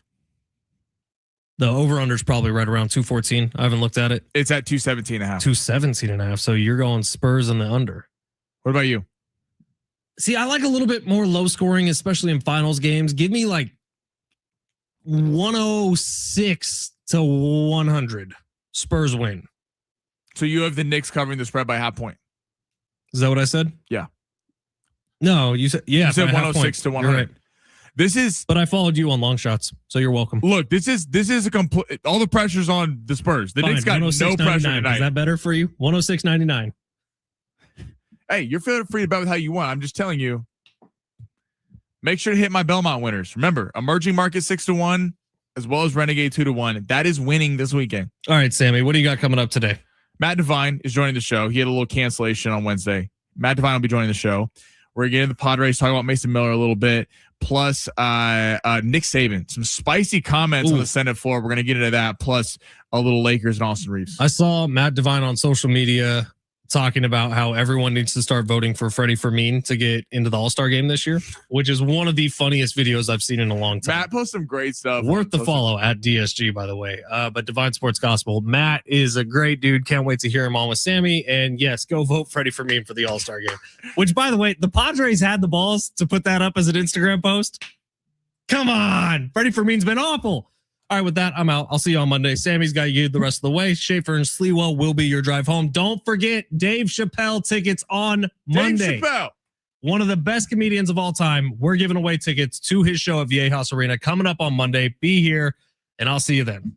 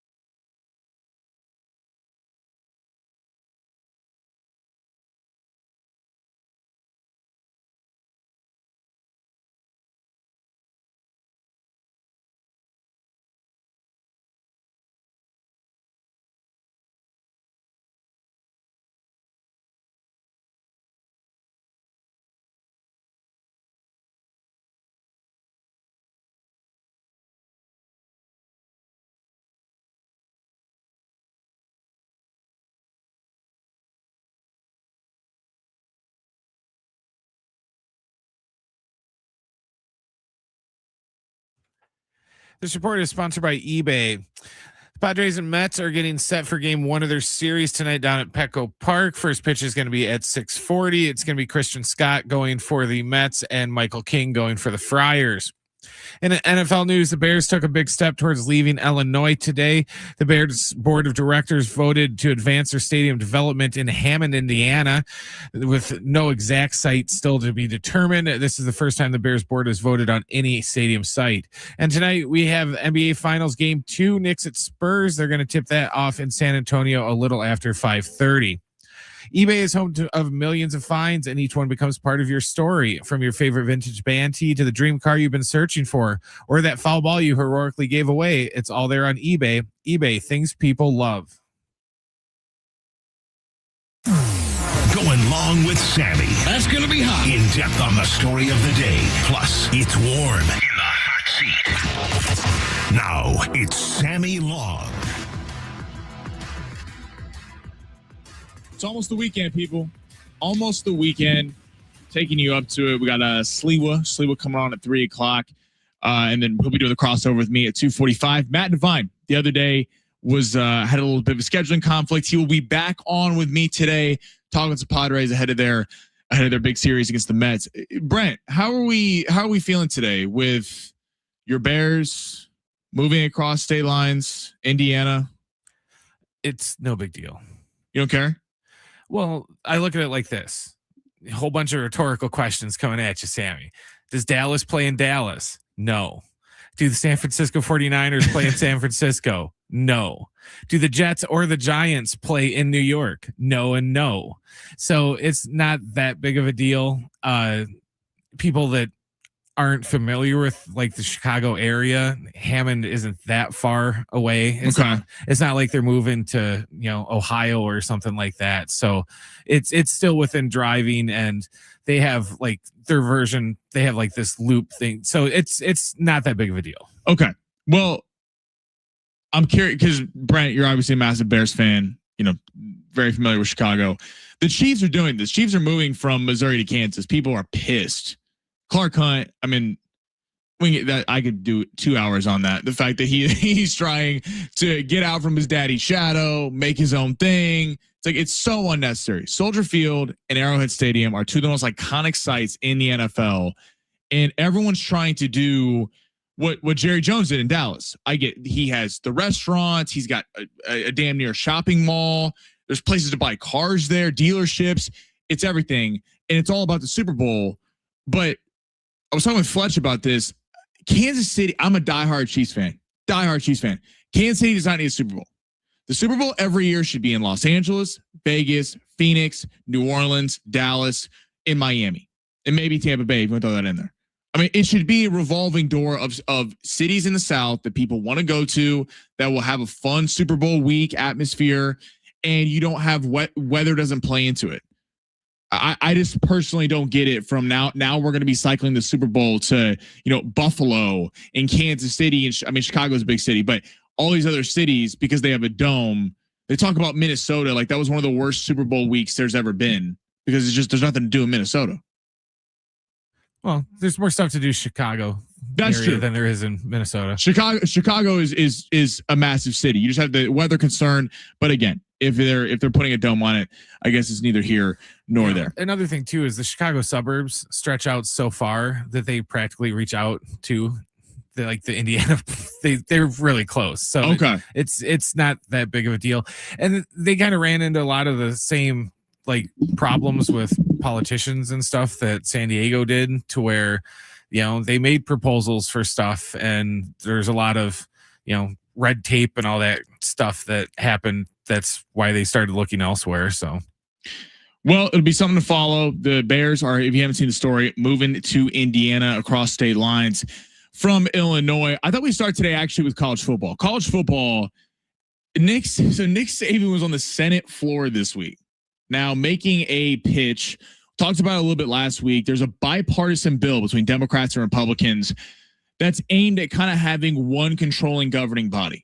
Because we talk about a lot with the Padres in Major League Baseball, there not being a salary cap. At least Major League Baseball has a governing body.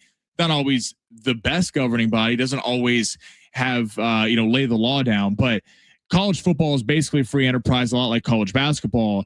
Nick Saban was on the Senate floor this week, pining for there to be a regulating body. This is what he had to say on the Senate floor. Let me give you the history. My first year we had collective at Alabama, 2.7 million. Next year, 7 million. Next year, 10 million. I retired. Next year, 17 million. Next year, 24 million. Now you have schools that have close to $40 million rosters. So if we continue to do that, we're going to lose Olympic sports. We're going to lose non-revenue sports. We're going to lose scholarships. And basically what's going to happen is we're going to have football and basketball succeed, and we'll have club sports for everything else. Right. Well, that's what sells. I mean, like, let's cut the BS. Men and women's basketball draw big in college, in football. I'm sorry, the men's fencing team is not drawing in massive ratings, okay, and massive revenue to the school. I'm not saying I want Olympic sports to go away. That's not what I'm saying. But Nick Saban, I don't disagree with everything he's saying in regards of I want there to be a governing body. And I'll get into how this impacts all college football in a minute. We also didn't hear this, though, from college football coaches who are making tens of millions of dollars, $15 million. Nick Saban has at Alabama over $100 million in career earnings. So we're hearing about how, this is ridiculous that you're having to pay players. Has it gone too far? Yeah. But I don't hear Nick Saban calling for regulations on coaches. Lane Kiffin making what, $20 million a year? I don't hear anything about that. Alabama's building a $300 million practice facility right now. USC building a $300 million practice facility right now. These schools are not cash strapped. Let's stop pretending like they're cash strapped. Other schools, maybe at the lower levels, are not that doesn't have the brand of Alabama and USC and Ohio State, Notre Dame, could be cash strapped. They're not. Trust me. USC is doing just fine. they are making enough money hand over foot in Alabama. Do I want there to be regulations? Yeah. Can you take a look at, let's take San Diego State, for example. San Diego State, to what Nick Saban also said was, all right, you have $40 million rosters. Lane Kiffin and LSU, they're reportedly spending $30 to $40 million on their roster a year. So they're going to be in contention every single season because they're going to buy enough 5-star recruits to where it's going to render it mute. They may not win every year. I mean, look at what Indiana did. Indiana was a team. They have a lot of money, even though before last year they were one of the losingest college football programs in history. They're in the Big Ten. They get a revenue share 2 years. The last 2 years before Indiana won it last year, Ohio State won it and Michigan won it. So they were getting revenue cuts of that. They were getting a lot of money. But Indiana built through transfers, 6-year seniors, a lot of other stuff. So if you're talking about regulation for players and having a cap, because you take a school like San Diego State can't afford to go get a $10 million quarterback. Like, let's just be real. They're not going to be able to compete with the boosters at LSU or USC or Ohio State or Notre Dame or Texas. Texas shelling out, tens of millions of dollars to go out and fill out their roster. Arch Manning, that's not even feasible for that to happen. San Diego State is building something. I love what Sean Lewis is doing on the Mesa. You're seeing him, they're starting to recruit more locally. The NIL collective, they've talked about a lot, has been going up to an extent. But what Nick Saban is trying to say is that you're going to have like Trey White, great defensive end for San Diego State. You're talking about guys that are able to go other places because they're going to write blank checks. Schools like in the SEC and the Big Ten are going to be able to write checks that the Mountain West or the Pac-12 simply just can't even afford. It's not even in their budget. But Nick Saban acting like this is, Alabama is in trouble. What Alabama doesn't like, we've heard Nick Saban come out against this. We've heard Dabo Swinney. We've heard Sark want a smaller playoff, not wanting it to be 12 teams. We've heard Ryan Day from Ohio State. Ryan Day, to be fair, actually said adapt or die, but have not been in favor of expanding the playoff and there being kind of free enterprise in transfer windows where it used to be where if you transferred, you get a city year. Now you can transfer and play that same season, and you're having kids have extra years of eligibility. Well, the reason why Texas, Alabama, Clemson, Ohio State, these schools don't want it is because they were in the college football playoff every year with 4 teams. If you were looking to go to the NFL, why would you consider any other school? Unless if you could go to Ohio State, you knew Ohio State was going to be playing in a big game against Michigan. The chances of them being in the Final Four when it was 4 teams in the college football playoff, Alabama and Clemson were meeting every year. So if you're a kid, you're thinking, all right, well, I want exposure where I'm playing on the national level and going to be playing in front of a lot of people. So those schools fit because they're probably playing late into the season. Georgia, you throw in there, another school, Kirby Smart, has been against the expansion of the playoff and all this. Whereas now we've seen Georgia, Dylan Raiola, who was quarterback for Nebraska last year, now is the backup behind Dante Moore at Oregon, was originally committed to Georgia. And he left to go to Nebraska because even though Georgia is a better team than Nebraska, he didn't have to compete for a starting job. And it's like, all right, well, I can go to Nebraska and try to beat these guys in the college football playoff now that there's expansion. There's 12 teams, and you're talking about massive NIL collectives that I'm still going to be getting paid what I'm getting paid at Georgia, and I can go try to beat those guys. When athletes weren't getting paid, you wanted to go somewhere that had the most exposure. So why would you go to a smaller school that probably wasn't going to be playing when the college football playoff came around? So I'm not saying Nick Saban's entirely wrong. I like some of his points, but we're talking about regulation in Olympic sports like Cry Me River. I'm sorry. Maybe that's not popular. I don't care. I watch college football, college basketball. All right. Those 2 sports produce. The women's side as well. The women's college basketball produces big numbers. When Caitlin Clark and Angel Reese were going at it, those were drawing massive numbers and massive crowds to schools across the country. But let's stop pretending like the men's soccer team or the women's fencing team, whatever, is drawing big numbers in that regard.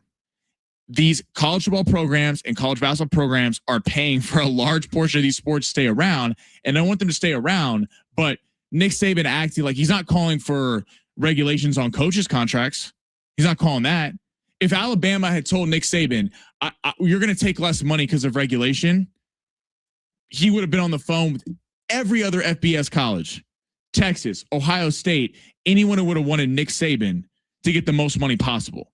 So has it gone too far where players are transferring left and right and, breaking contracts and they have all the power and these schools are trying to recruit their own players? Yes, I think it has. But going back to how it was certainly was not the answer. It's good that these kids are getting paid. If you can get yourself something with the NIL, go for it. You should. And you're seeing that some of the former teams that used to dominate, Alabama hasn't been the same. Maybe that had to do with Saban leaving. Dabo Swinney refused to get in the transfer portal. Clemson has not been the same since those years with Deshaun Watson. Georgia, now that everyone else can pay, Lincoln Riley took a shot at the SEC saying, yeah, now everyone can pay. Look, has Georgia been winning titles left and right? No, they went back to back. The last 3 years, the Big Ten has won the national championship game. So it's evened out college football, and some of the old players in this, as evidenced by Nick Saban, don't like it. And so now you're hearing this. Do I want the bipartisan bill? 100%. There needs to be a governing body, but let's stop pretending like kids getting their money and all this is bad for the sport, because it's not. All right, coming up next, we got some drama out of the NFL with a potential quarterback who could be on the move, Baker Mayfield. We're getting into that on the other side. What teams would be interested in him? Plus, AJ Brown admits he was ratting on his own team. We're going to play some sound for you. We got Matt Divine Sports Gospel, coming up in about 15 minutes, talking some Padres ahead of this series against the Mets. So stay tuned for all that. Going along, San Diego Sports 760, live on the iHeartRadio app.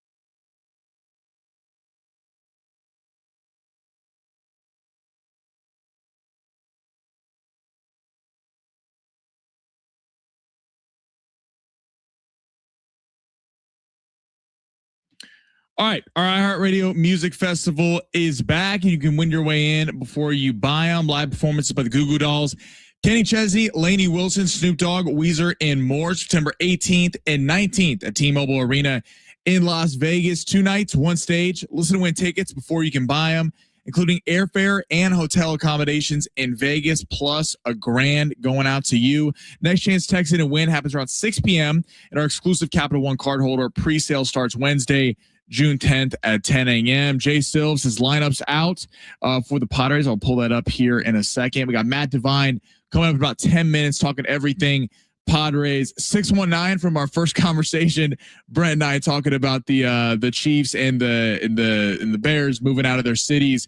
Said, do the LA Rams and the other team that play in LA play in the same city? Answer, no, they play in Inglewood. It's fair.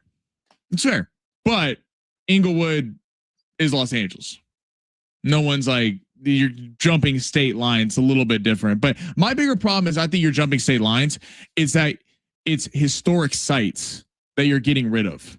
Like Arrowhead right now is going to go kind of unused because KC has a bunch of venues like the Sprint Center and places to hold concerts. The new Chiefs Stadium is going to hold concerts. So it's kind of going to be renderless because, even when the World Cup comes, it's going to be at the new spot. So, all right, well, got Padres coming up in about 9 minutes. Interesting stuff out of the NFL. AJ Brown was talking to Maria Taylor and was talking about all the drama that went down in Philly the year before. If we all remember, there was the positivity bunny. Yes, the positivity bunny that they put in the locker room to change the vibes. It was a real story halfway through the season last year. You had Jalen Hurts getting called out that he couldn't get the ball to his receivers, and Devontae Smith and AJ Brown. AJ Brown was frustrated with targets. It came out that Nick Sirianni was a guy that players didn't believe in. Come to find out, the leak was AJ Brown himself from his own mouth. It was done purposely to give us a push. I know if I say something in the media, I know it's going to propel us to work on it. If you say what you need to say in the media, which I won't do that anymore, it gives everything legs and legs to push and to push everybody to be better. Because pressure isn't always a bad thing. It can also be a good thing too. Honestly, I feel like it was okay to do because we had guys in the locker room who were men.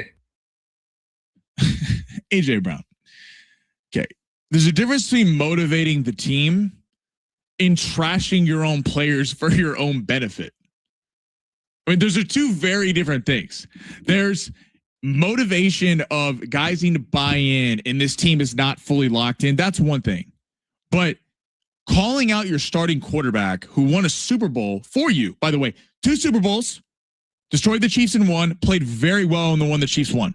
Very well in that game. I know he had the fumble, but still, Jalen Hurts showcased himself well in those 2 games. And you calling out your quarterback that he can't throw the ball, how does that help? And then you go to calling out your coach. I don't believe Nick Sirianni is a good coach. We got some Eagle fans on the text line here that don't really like it. Casey, everyone in Philadelphia is breathing easier now that AJ is out of town. Absolute hogwash on his part. Good luck, Drake. You're going to need it, buddy. Talking about Drake May. I mean, calling out your coach, calling out the offense, a positivity bunny. If I'm a New England Patriots fan, I'm nervous right now because the Patriots, I think, saw this week when the trade went down that they were getting passed by a lot of teams. I mean, does anyone think that Lamar Jackson, Joe Burrow, and Patrick Mahomes are all going to miss the playoffs again? I don't. Especially when you look at the AFC North. You got to figure that the Ravens and the Bengals have the 4th easiest schedule, I believe, in the entire league. And the Ravens are the favorites to get out of the AFC. The Chiefs are the 3rd favorites. So Vegas is telling you they think that they're going to be in the playoffs. So that's going to kick out 3 teams. The Chargers are getting their tackles back. I think they'll be in the mix. Broncos, I think, could be in for a little bit of regression. They won a lot of 1-score games last year. Huge comeback against the Giants. Barely beat the Jets in London. Beat the Chiefs 3rd stringers. So they could be out. You got Houston and Jacksonville. Got to figure the Bills will be back in the mix. So, looking at the entire AFC, then you have the Patriots. I think the Patriots see that while the Jets aren't going to be good this year, they got Omar Cooper Jr. from Indiana, the receiver. They got Kenyon Sadiq, the tight end from Oregon. and then they went and got David Bailey with the number 2 pick. They're setting the table to potentially get an Arch Manning or a Dante Moore next year. The Dolphins in their own division probably aren't going to be elite, but will be exciting. Achane, Malik Willis, maybe they got something to surprise some people. They're building for the future. I think the Patriots know when they went to the Super Bowl, lackluster showing in that game. They were fortunate in that in the wild card round, the Chargers scored a putrid 3 points and their entire offensive line was hurt. In the Houston Texans game, the divisional round, Nico Collins, star receiver, was out. Woody Marks, their running back, was out. Dalton Schultz, their tight end, was out. Stroud turned the ball over 4 times in the first half, and their starting left tackle, Laramie Tunsil, was out as well. Got hurt in the game. And then you beat the Broncos with no Bo Nix in the AFC title game. Oh, by the way, by 3 points. So not exactly a great showing. This felt desperate to me. So we turn back to the AJ Brown trade. Is this the best thing to do with a young quarterback? That I know he went to the Super Bowl, but Drake May has a lot to prove. Drake May has a ton to prove. They played the easiest schedule, regular season schedule, in about 26 years. Statistically, the Patriots played the easiest schedule in 26 years last year. Their 2 best wins during the regular season were the Tampa Bay Bucks on the road, and they got a win over the Bills in week 4. They kind of put them on the map. So they have a ton to prove. Like where would you put Drake May in the AFC? He's not better than Mahomes, Burrow, Allen, Lamar. I'd take Herbert over him. I mean, you could argue Trevor Lawrence. There's a lot of guys you would take over him still. You could argue Bo Nix. These are all up in the air. It felt like a desperation move. So AJ Brown now is in that clip that we played, assuring that he won't do this again. He won't be leaking stuff again. Well, what happens when the Patriots, if they don't get out to the start they need? What happens if Drake May isn't getting him the ball? He was talking trash about Jalen Hurts, who was a Super Bowl winning quarterback who got to throw his ring in everyone's face. People might question the greatness of Jalen Hurts, or is he a traditional drop back passer? But at the end of the day, he got to go, I've won a Super Bowl. So respectfully, shut up. I don't want to hear your nonsense. What's going to happen to Drake May? We're talking about the Patriots organization, like the whole Vrabel stuff in the offseason. There's a lot going on there. Adding AJ Brown to that mix to try to dictate and be a leader in that locker room with a young team, I don't get it. I think it was a desperation move by the Patriots, and I think it will backfire.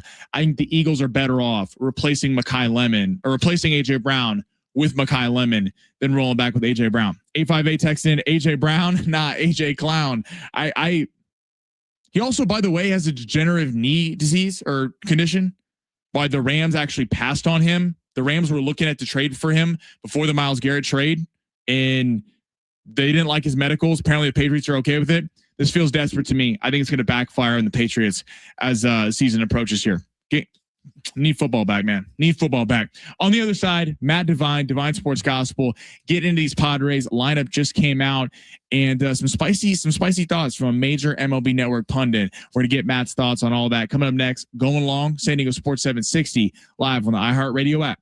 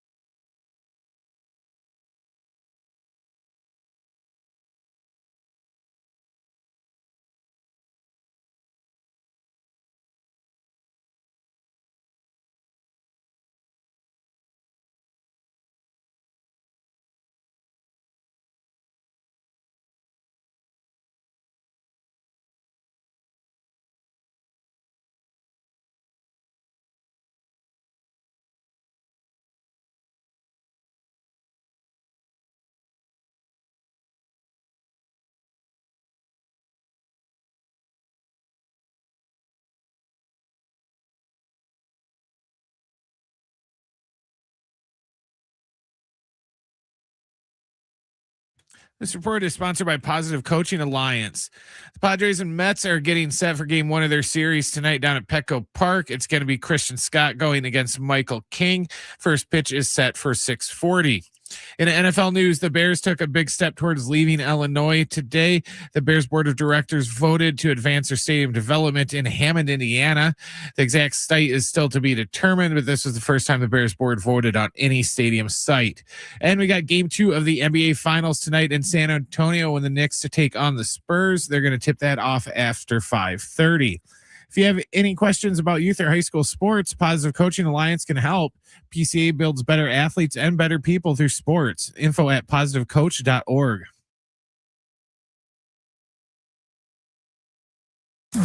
Ain't nothing wrong with a little heat getting warm around here. Light the fires, Big Daddy. Who's next in the hot seat? Matt Devine from Divine Sports Gospel, great Instagram account as well as on X, friend of the show. Joining me once again, Matt, what's going on, dude? What's up, Sammy? Good to hear from you, man. Happy Friday. Wish we could be talking while the Pods are on a 9-1 win streak, but unfortunately, it's been a little bit of a downward spiral the last couple of weeks for our San Diego Padres. Yes, it has been. They have certainly been a tough watch. So they get off to the great record early. Everyone's kind of going, the metrics aren't great. They're currently worst in batting average in Major League Baseball right now, but they're winning ball games. And now it's, they're 1-9 the last 10, sky's falling. Where do you fall in it? They're somewhere in the middle? Do you think this is the real team and they were covering it up with close wins? Or do you think they can get back to where they were early in the year? I actually kind of agree with everything you just said, right? I think we were a little bit more in the middle than we were probably at the beginning, where we're like this team that's going to win all these games even though we can't hit. I also don't think we're a 1-9. We're not going to lose 100 games. I think this team is, we have a great bullpen, even though the bullpen's been a little shaky lately. We have some starting pitchers that have been able to keep us in games, and we have some bloated contracts that just aren't hitting their weight right now. For example, Manny Machado has a 170 batting average. Jackson Merrill has had a 660 OPS over the past 365 calendar days. Tatis has 1 home run. Xander Bogaerts has been pretty bad for the last month plus. So when you have your 4 big guys just not hitting, it's hard to assume that this team is going to be, some world beater or some World Series contender. Do I think the season's over? No. Do I think there's room for genuine concern from the fan base? Absolutely. I think if you're a bottom 3 team in all offensive categories, it's hard to think that this is going to change necessarily, or at least we're going to go from bottom 3 to, oh, hey, now let's just actually swing at fastballs earlier in counts. And then now we're a top 10 offense. I don't know if that's how it's going to go. Don't get me started on, the lack of catching depth and kind of where we're at there. Overall, I don't think we're as bad as we've been the last 2 weeks, but I don't know if we're necessarily a, World Series contender, unfortunately. So you mentioned those 4 that really have not produced so far this season, the big 4 for the Padres. Who are you most concerned of that grouping? Would it be Machado because of the age or so one of the other guys? Yeah, I have come to assume Xander Bogaerts is just going to be a bad contract, unfortunately. I don't think he's anything more than, at his peak, maybe he could get us a 750 OPS season. Right now, though, it's just I just don't he's just, and my expectations for him are low. My expectations for the other 3 are high, right? So Manny, for example, that contract is pretty gnarly. It's not great now. It's really bad in the next year and for 8 more years. So my biggest issue with Manny is hey, this is the time that you're supposed to be raking so that when we're at the end of your contract, we're at least you got, 3 great years or 4 great years at that beginning of that contract. Tatis, I've just come to assume with Tatis is he's going to go on these hot stretches and he's also going to go on some not so hot stretches. I think he's going to be fine out of all of them. And Jackson Merrill had some good swings lately, but if he doesn't learn to not chase, I don't know how valuable of a player he is. You get, obviously this year for Jackson, he's only getting paid $2 million. He's still only 23. So I wouldn't be necessarily as concerned. He's shown that he can be a great big leaguer, but it is a little concerning how much he's been chasing, how little he's been walking, and the power is kind of gone. So, it's definitely room for concern for all 4, and unfortunately for the Padres. And I think the reason why the fan base is so, distraught is these are our 4 guys, right? It's not like these guys are gone next year. These are the guys that are going to be, into the 2030s that we're with. So we really need them to start hitting. Matt Devine from Divine Sports Gospel joining me right now, as well as Padres Collective with Kevin AC and John Schaefer. So let's stick with the mindset that they're going to buy at the deadline. Because I'll ask you about what it would take for them to sell in a second. But they've been linked to Tarek Skubal. Now, every team basically in Major League Baseball has been linked to Tarek Skubal that thinks they have a shot at winning a World Series. If the Padres are on buy now mode, and let's say it is just a half-year rental, are you making that move if you're able to, if you're AJ Preller, or does that even make sense considering starting pitching, like the hitting has been the biggest problem? Yeah, I mean, to be honest, like I totally could see Preller trying, but at the same time, it's like our farm system outside Ethan Salas is a little light, and by a little, I mean not super great. I do think we have some underrated guys that might not be on like the MLB top 100 pipeline, but for what we're thinking of is probably 11 or 12 starts with Tarek Skubal. Do I think that's the difference between this team going from, a 5 or 6 seed, barely making it in the playoffs and playing on the road in the wild card to like winning the division? I don't. So I don't think it's worth it, in my opinion. There is the argument of, hey, maybe this is just a gnarly 2-month stretch for the offense. They figure it out, and we need a horse to get us into the playoffs and like pitch game 1. I understand that. Do I think it's smart? Absolutely not. He's also a Boris client, and he's coming off an injury where he's doing a rehab start on Sunday. I don't know if I buy the fact that he just had this weird little surgery and he's going to be good to go. Like, I think a lot of teams are just assuming that he's going to be, the Tarek Skubal of the last couple of years. He was under the knife 3 weeks ago, right? So it's like, I don't think it's worth it. I think obviously when you have the worst offense in baseball, spending a lot of assets on a rental starting pitcher would not be smart. It does feel like AJ Preller is looking around like, if these guys aren't going to hit, then I'm just going to try to get this unbelievable bullpen with Chapman and Hader they've been linked to, and now Tarek Skubal. But I'm with you. So let's say the Padres keep on this trajectory. They're falling out of contention. The NL is certainly very, very competitive right now. Are you looking at the big names to potentially sell off? The mentioned Tatis. I don't know who would take the Machado contract. Yeah. Chris Rose from, who's been on MLB Network a lot over the years, mentioned he thought that they could possibly trade Mason Miller. Those were his words. Where would you entertain with any of that? Yeah, I mean, we're not trading Tatis. We're not trading Machado, and we're not trading Mason Miller, given what we gave up for him. You don't give up 6 years or 7 years of control on a top 5 prospect in baseball and then trade the guy after a year. So Mason Miller, if it makes anyone feel better, we're not trading any of those guys, even though sometimes I wish we could trade Manny. But I would say right now, if we were to quote unquote sell, and I talked about this, and we actually, John, Kevin, and I talked about it on the collective last night. Our best assets are these reliever, the Adrian Morejones, Jason Adams, Jeremiah Estrada. Unfortunately, not a lot of teams are going to give up really valuable prospects for, half a season of Adrian Morejon, even though there are a lot of teams that need bullpen help. The reliever aspect is probably the least valuable position when it comes to trading. So I would be surprised if we traded anyone like really big.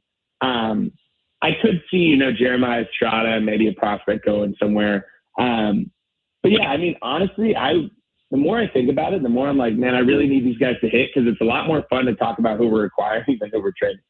Yeah, certainly. And baseball is weird because you're acquiring prospects, and it's not like the NFL where you're getting draft picks, or NBA, you're getting high picks or young players. It certainly is. They're like, apparently these guys are going to be good in a couple of years, so it's kind of a wait and see. Matt, I appreciate you jumping on with me today, man. Matt Devine, Divine Sports Gospel. Go shoot him a follow on X as well as Instagram, and check him out with Kevin AC and John Schaefer on Padres Collective. Awesome, Sammy. Have a good weekend, man. Go Pods. Yep. See you, Matt. Yeah, the Mason Miller thing is interesting. Like Chris Rose brought it up, and that's what Ben and I were talking about earlier. Matt's point, I agree with. I don't see it happening from AJ Preller's stance, because that's probably the death knell in AJ Preller's tenure. I don't think that's fair. I've been a real AJ Preller defender over the years, because has everything worked out? Absolutely not. But I know people point to the Bogarts and Manny contracts. Well, Was that him? Yes. But Peter Seidler, who we love, unbelievable owner for the city, it did feel a little desperate, especially with the Xander Bogaerts. You miss out on Aaron Judge. You miss out on Trey Turner. You bid more than the Phillies, but he wanted to go back to the East Coast. So you just throw everything you could at Xander Bogaerts. I like AJ Preller. If you trade, to Matt's point, Leo DeVries, who could end up being an absolute star for the Las Vegas A's in a year or two, and then you flip Miller the next year, probably not the best look for you as a GM. Even though for the team, if they bottom out, this is completely contingent on, let's say we're talking here in a month and the NL is so stacked and they've fallen out of contention. They just fell out of the playoffs yesterday when they lost and they're so out of it. For the long-term prospect of the future, Miller would get a ton because he is the best closer in baseball. He's unbelievable. And if you're a team like the Yankees, like not that you would want to trade him the Phillies, but a team like that, Seattle, a team like that in the AL that is looking for that kind of to push him over the top and compete against the top of the NL, you certainly would get back your entire farm system. Is that exciting to a lot of people here in San Diego? Probably not, especially because Mason Miller has probably been one of the few bright spots at the ballpark this year. But on the flip side, as I'm talking about it, again, this is if they bottom out. Having the best closer in baseball doesn't matter if you never have a lead. And at this point, it's like Manny Machado, not tradable. No one wants that contract. Bogaerts is not tradable. No one wants that contract. The second you start shopping around Jackson Merrill, yeah, he's 23 years old, so people would be excited about that. Teams would be excited about the prospect of him dominating. But it's also been a while since his rookie season. I think there's going to be some red flags raised up, like you're giving away a 23-year-old potential star slugger. What's wrong with him? Tatis would be the one I do think would still get a ton. I know he hasn't been great this year, 1 home run, but the Yankees, a team like that, would certainly shell out a farm system for the name of Fernando Tatis because they're always big game hunting. But it'll be a conversation that'll certainly heat up. It starts this weekend against the Mets. I mean, there is zero excuse this weekend to lose this series. You need to go 2-3 or for a sweep. There is no ifs and buts about it. The Padres, I've talked about ad nauseum this week. They cannot beat the upper tier teams in the NL and the AL outside of the Mariners. One thing the Padres have shown this year, they can beat the subpar teams. And the Mets have not lived up to snuff this year. They have not been a very good team. So it starts with this weekend. They need to ball out at home. Zero excuses for the Bats to not get going, especially against a suspect Mets lineup that you can definitely get to. Alan Slewa on the other side, coming up with me, going along, a little crossover action. San Diego Sports 760 live on the iHeartRadio app.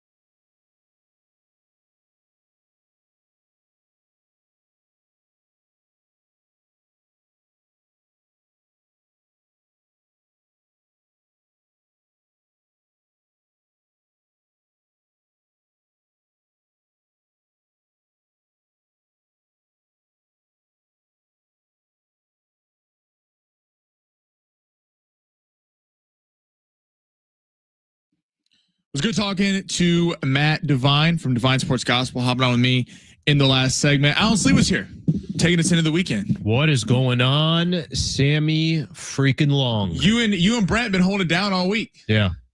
John Schaefer out frolicking on vacation. It's so different doing your own show when you're doing a show with somebody. And especially Schaefer.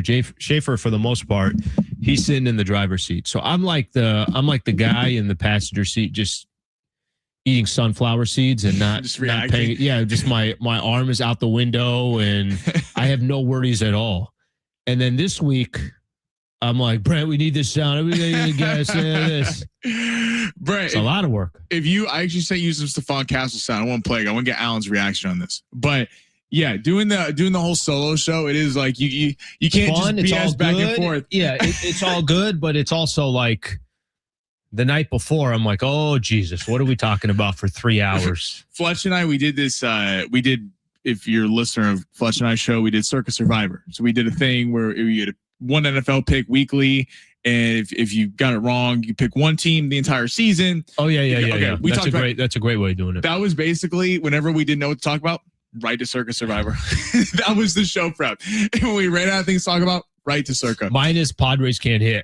Yes. That's that one is a good anyone fallback. Who's listening in San Diego and they say Padres can't hit, they're like, oh yeah, this guy knows what he's talking about. Yeah, Jacobson's already on the YouTube. What is the deal with the new coach? Is it a whole new staff? Yeah, Steven Souza. That's a whole other conversation. But Brent, you have the Stephon Castle sound? Okay, this is what Stephon Castle was asked about the difference between Jalen Brunson and SGA. This is what he had to say. Biggest difference, I'd say they're very similar in ways. Obviously, Jalen's left-handed, Shay's right-handed. But I think Shay, he's more of a threat to get all the way downhill, all the way to the basket. I think Jalen, he likes to use angles a lot more, uses probably a little bit more pump fakes than Shay. But yeah, most of his is angles and trying to get to his spots and not really trying to draw fouls as much, but trying to get to his mid-range and get to spots to where he likes. So just trying to keep him from doing that. Not trying to draw fouls as much. That's the truth, right? Like stylistically, that's his game. Look, Shea is known, and the reason why everybody turned on Shea Gilgeous-Alexander, I was talking to a guy. I'm at the gym, really nice guy, and every time I see him, he wants to talk shop a little bit. And he's giving me the example. He's like, if I'm playing in a pickup game, and the guy I'm trying to guard, I don't touch him, and he just falls in a pickup game. Look, I would stop the game and tell the guy, like, what are you doing? Great point. And there's a little bit of that, I think, from a fan base perspective, and I'm sure from a player perspective as well. I still go back to this. You can look at it two ways. And Jalen Brunson is definitely, there's some old school in Jalen Brunson. And by the way, SGA could get that same love and respect too if he just, he's got to respect the game as well and say, hey, I'm too good of a player to try to play that style. Right. I think that's what bothered most people. But Brunson's that's old school. Jalen Brunson just seems like that guy that just, I don't know. You just had dinner and somebody's like, hey, you can't guard me. He's like, let's go to a gym. Right. Like he just seems like he's a hooper. To that point about Jalen Brunson, I agree with everything you just said. Jalen Brunson in game 1 of the NBA Finals gets his foot stepped on by Luke Cornett, smashes his knee, think maybe he's out for the series. Dude comes back, ends up with 30 points. Like gritty, just tough player. He doesn't have all the tangibles. He's not tall. Becky Hammond and Draymond Green have openly talked about how they don't think a player 6'2" or under can lead to the number one on a championship team. He's just gritty. To the point you just made about SGA, it's a shame for SGA because he has all the talent to not have to flop, to not have to use that to sell to his advantage. But it is telling sometimes when the amount of criticism that fans are always going to criticize, especially when you think there's a dynasty, that people, if you're not a fan of that team, you get tired of watching that team win. It's surprising to me, though, the amount of hate SGA gets. And I think it's justified from former players and current players, as evidenced by Stephon Castle. I think people are like, it shows something about his ceiling of where we're going to view SGA if he keeps up this trajectory of this is the narrative of his career, the constant foul baiting. Yeah, the beauty is he's got a lot of his career left. And I hope this year kind of, I hope that kind of cleans up his game a little bit because If he just comes back next season and is like, all right, I'm going to take that part out of my game. I don't know how much it really helped me. Do I need to be perceived this way? Like, should Shai Gilgeous-Alexander be one of the more hated players in the NBA? Right. He doesn't have that personality. Like, the guy actually is very likable. I mean, listen to a post-game interview and everything else. He's not like talking, chirping a bunch where you're like, oh, screw it's not like, I don't know, Dylan Brooks, where it's like he wants to be the villain. I don't think Shai Gilgeous wants to be the villain. But the conversation moving forward, and I don't know how much you watch Knicks basketball. I don't watch much at all. That game 1, and we'll see what happens tonight in game 2. Brunson was a killer. It's not even like obviously his shot attempts, the amount of shot. He wasn't efficient, anything like that. But when they needed buckets, that fourth quarter, that's what the best of the best do, and he didn't shy away from the moment at all. And I thought it was telling how the Knicks get down 14, 1 turnover in the third quarter.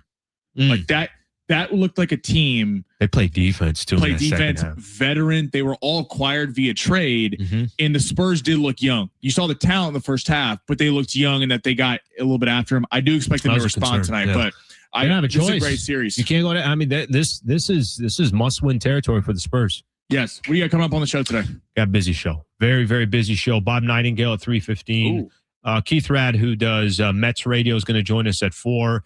Brad Turner, who you saw LA Times, had that conversation with Austin Reeves. He'll join the show at 5, and then of course Kevin Acey at 5:30. So we're packed today. Look at Alan Slewa. All right, stay tuned for him on the other side. Everybody, have a good weekend. Follow my Belmont picks. I got everybody locked for this weekend with the ponies. Go back and listen to the podcast at 12:45 with Fletch tonight. Everyone have a good weekend. See you on Monday.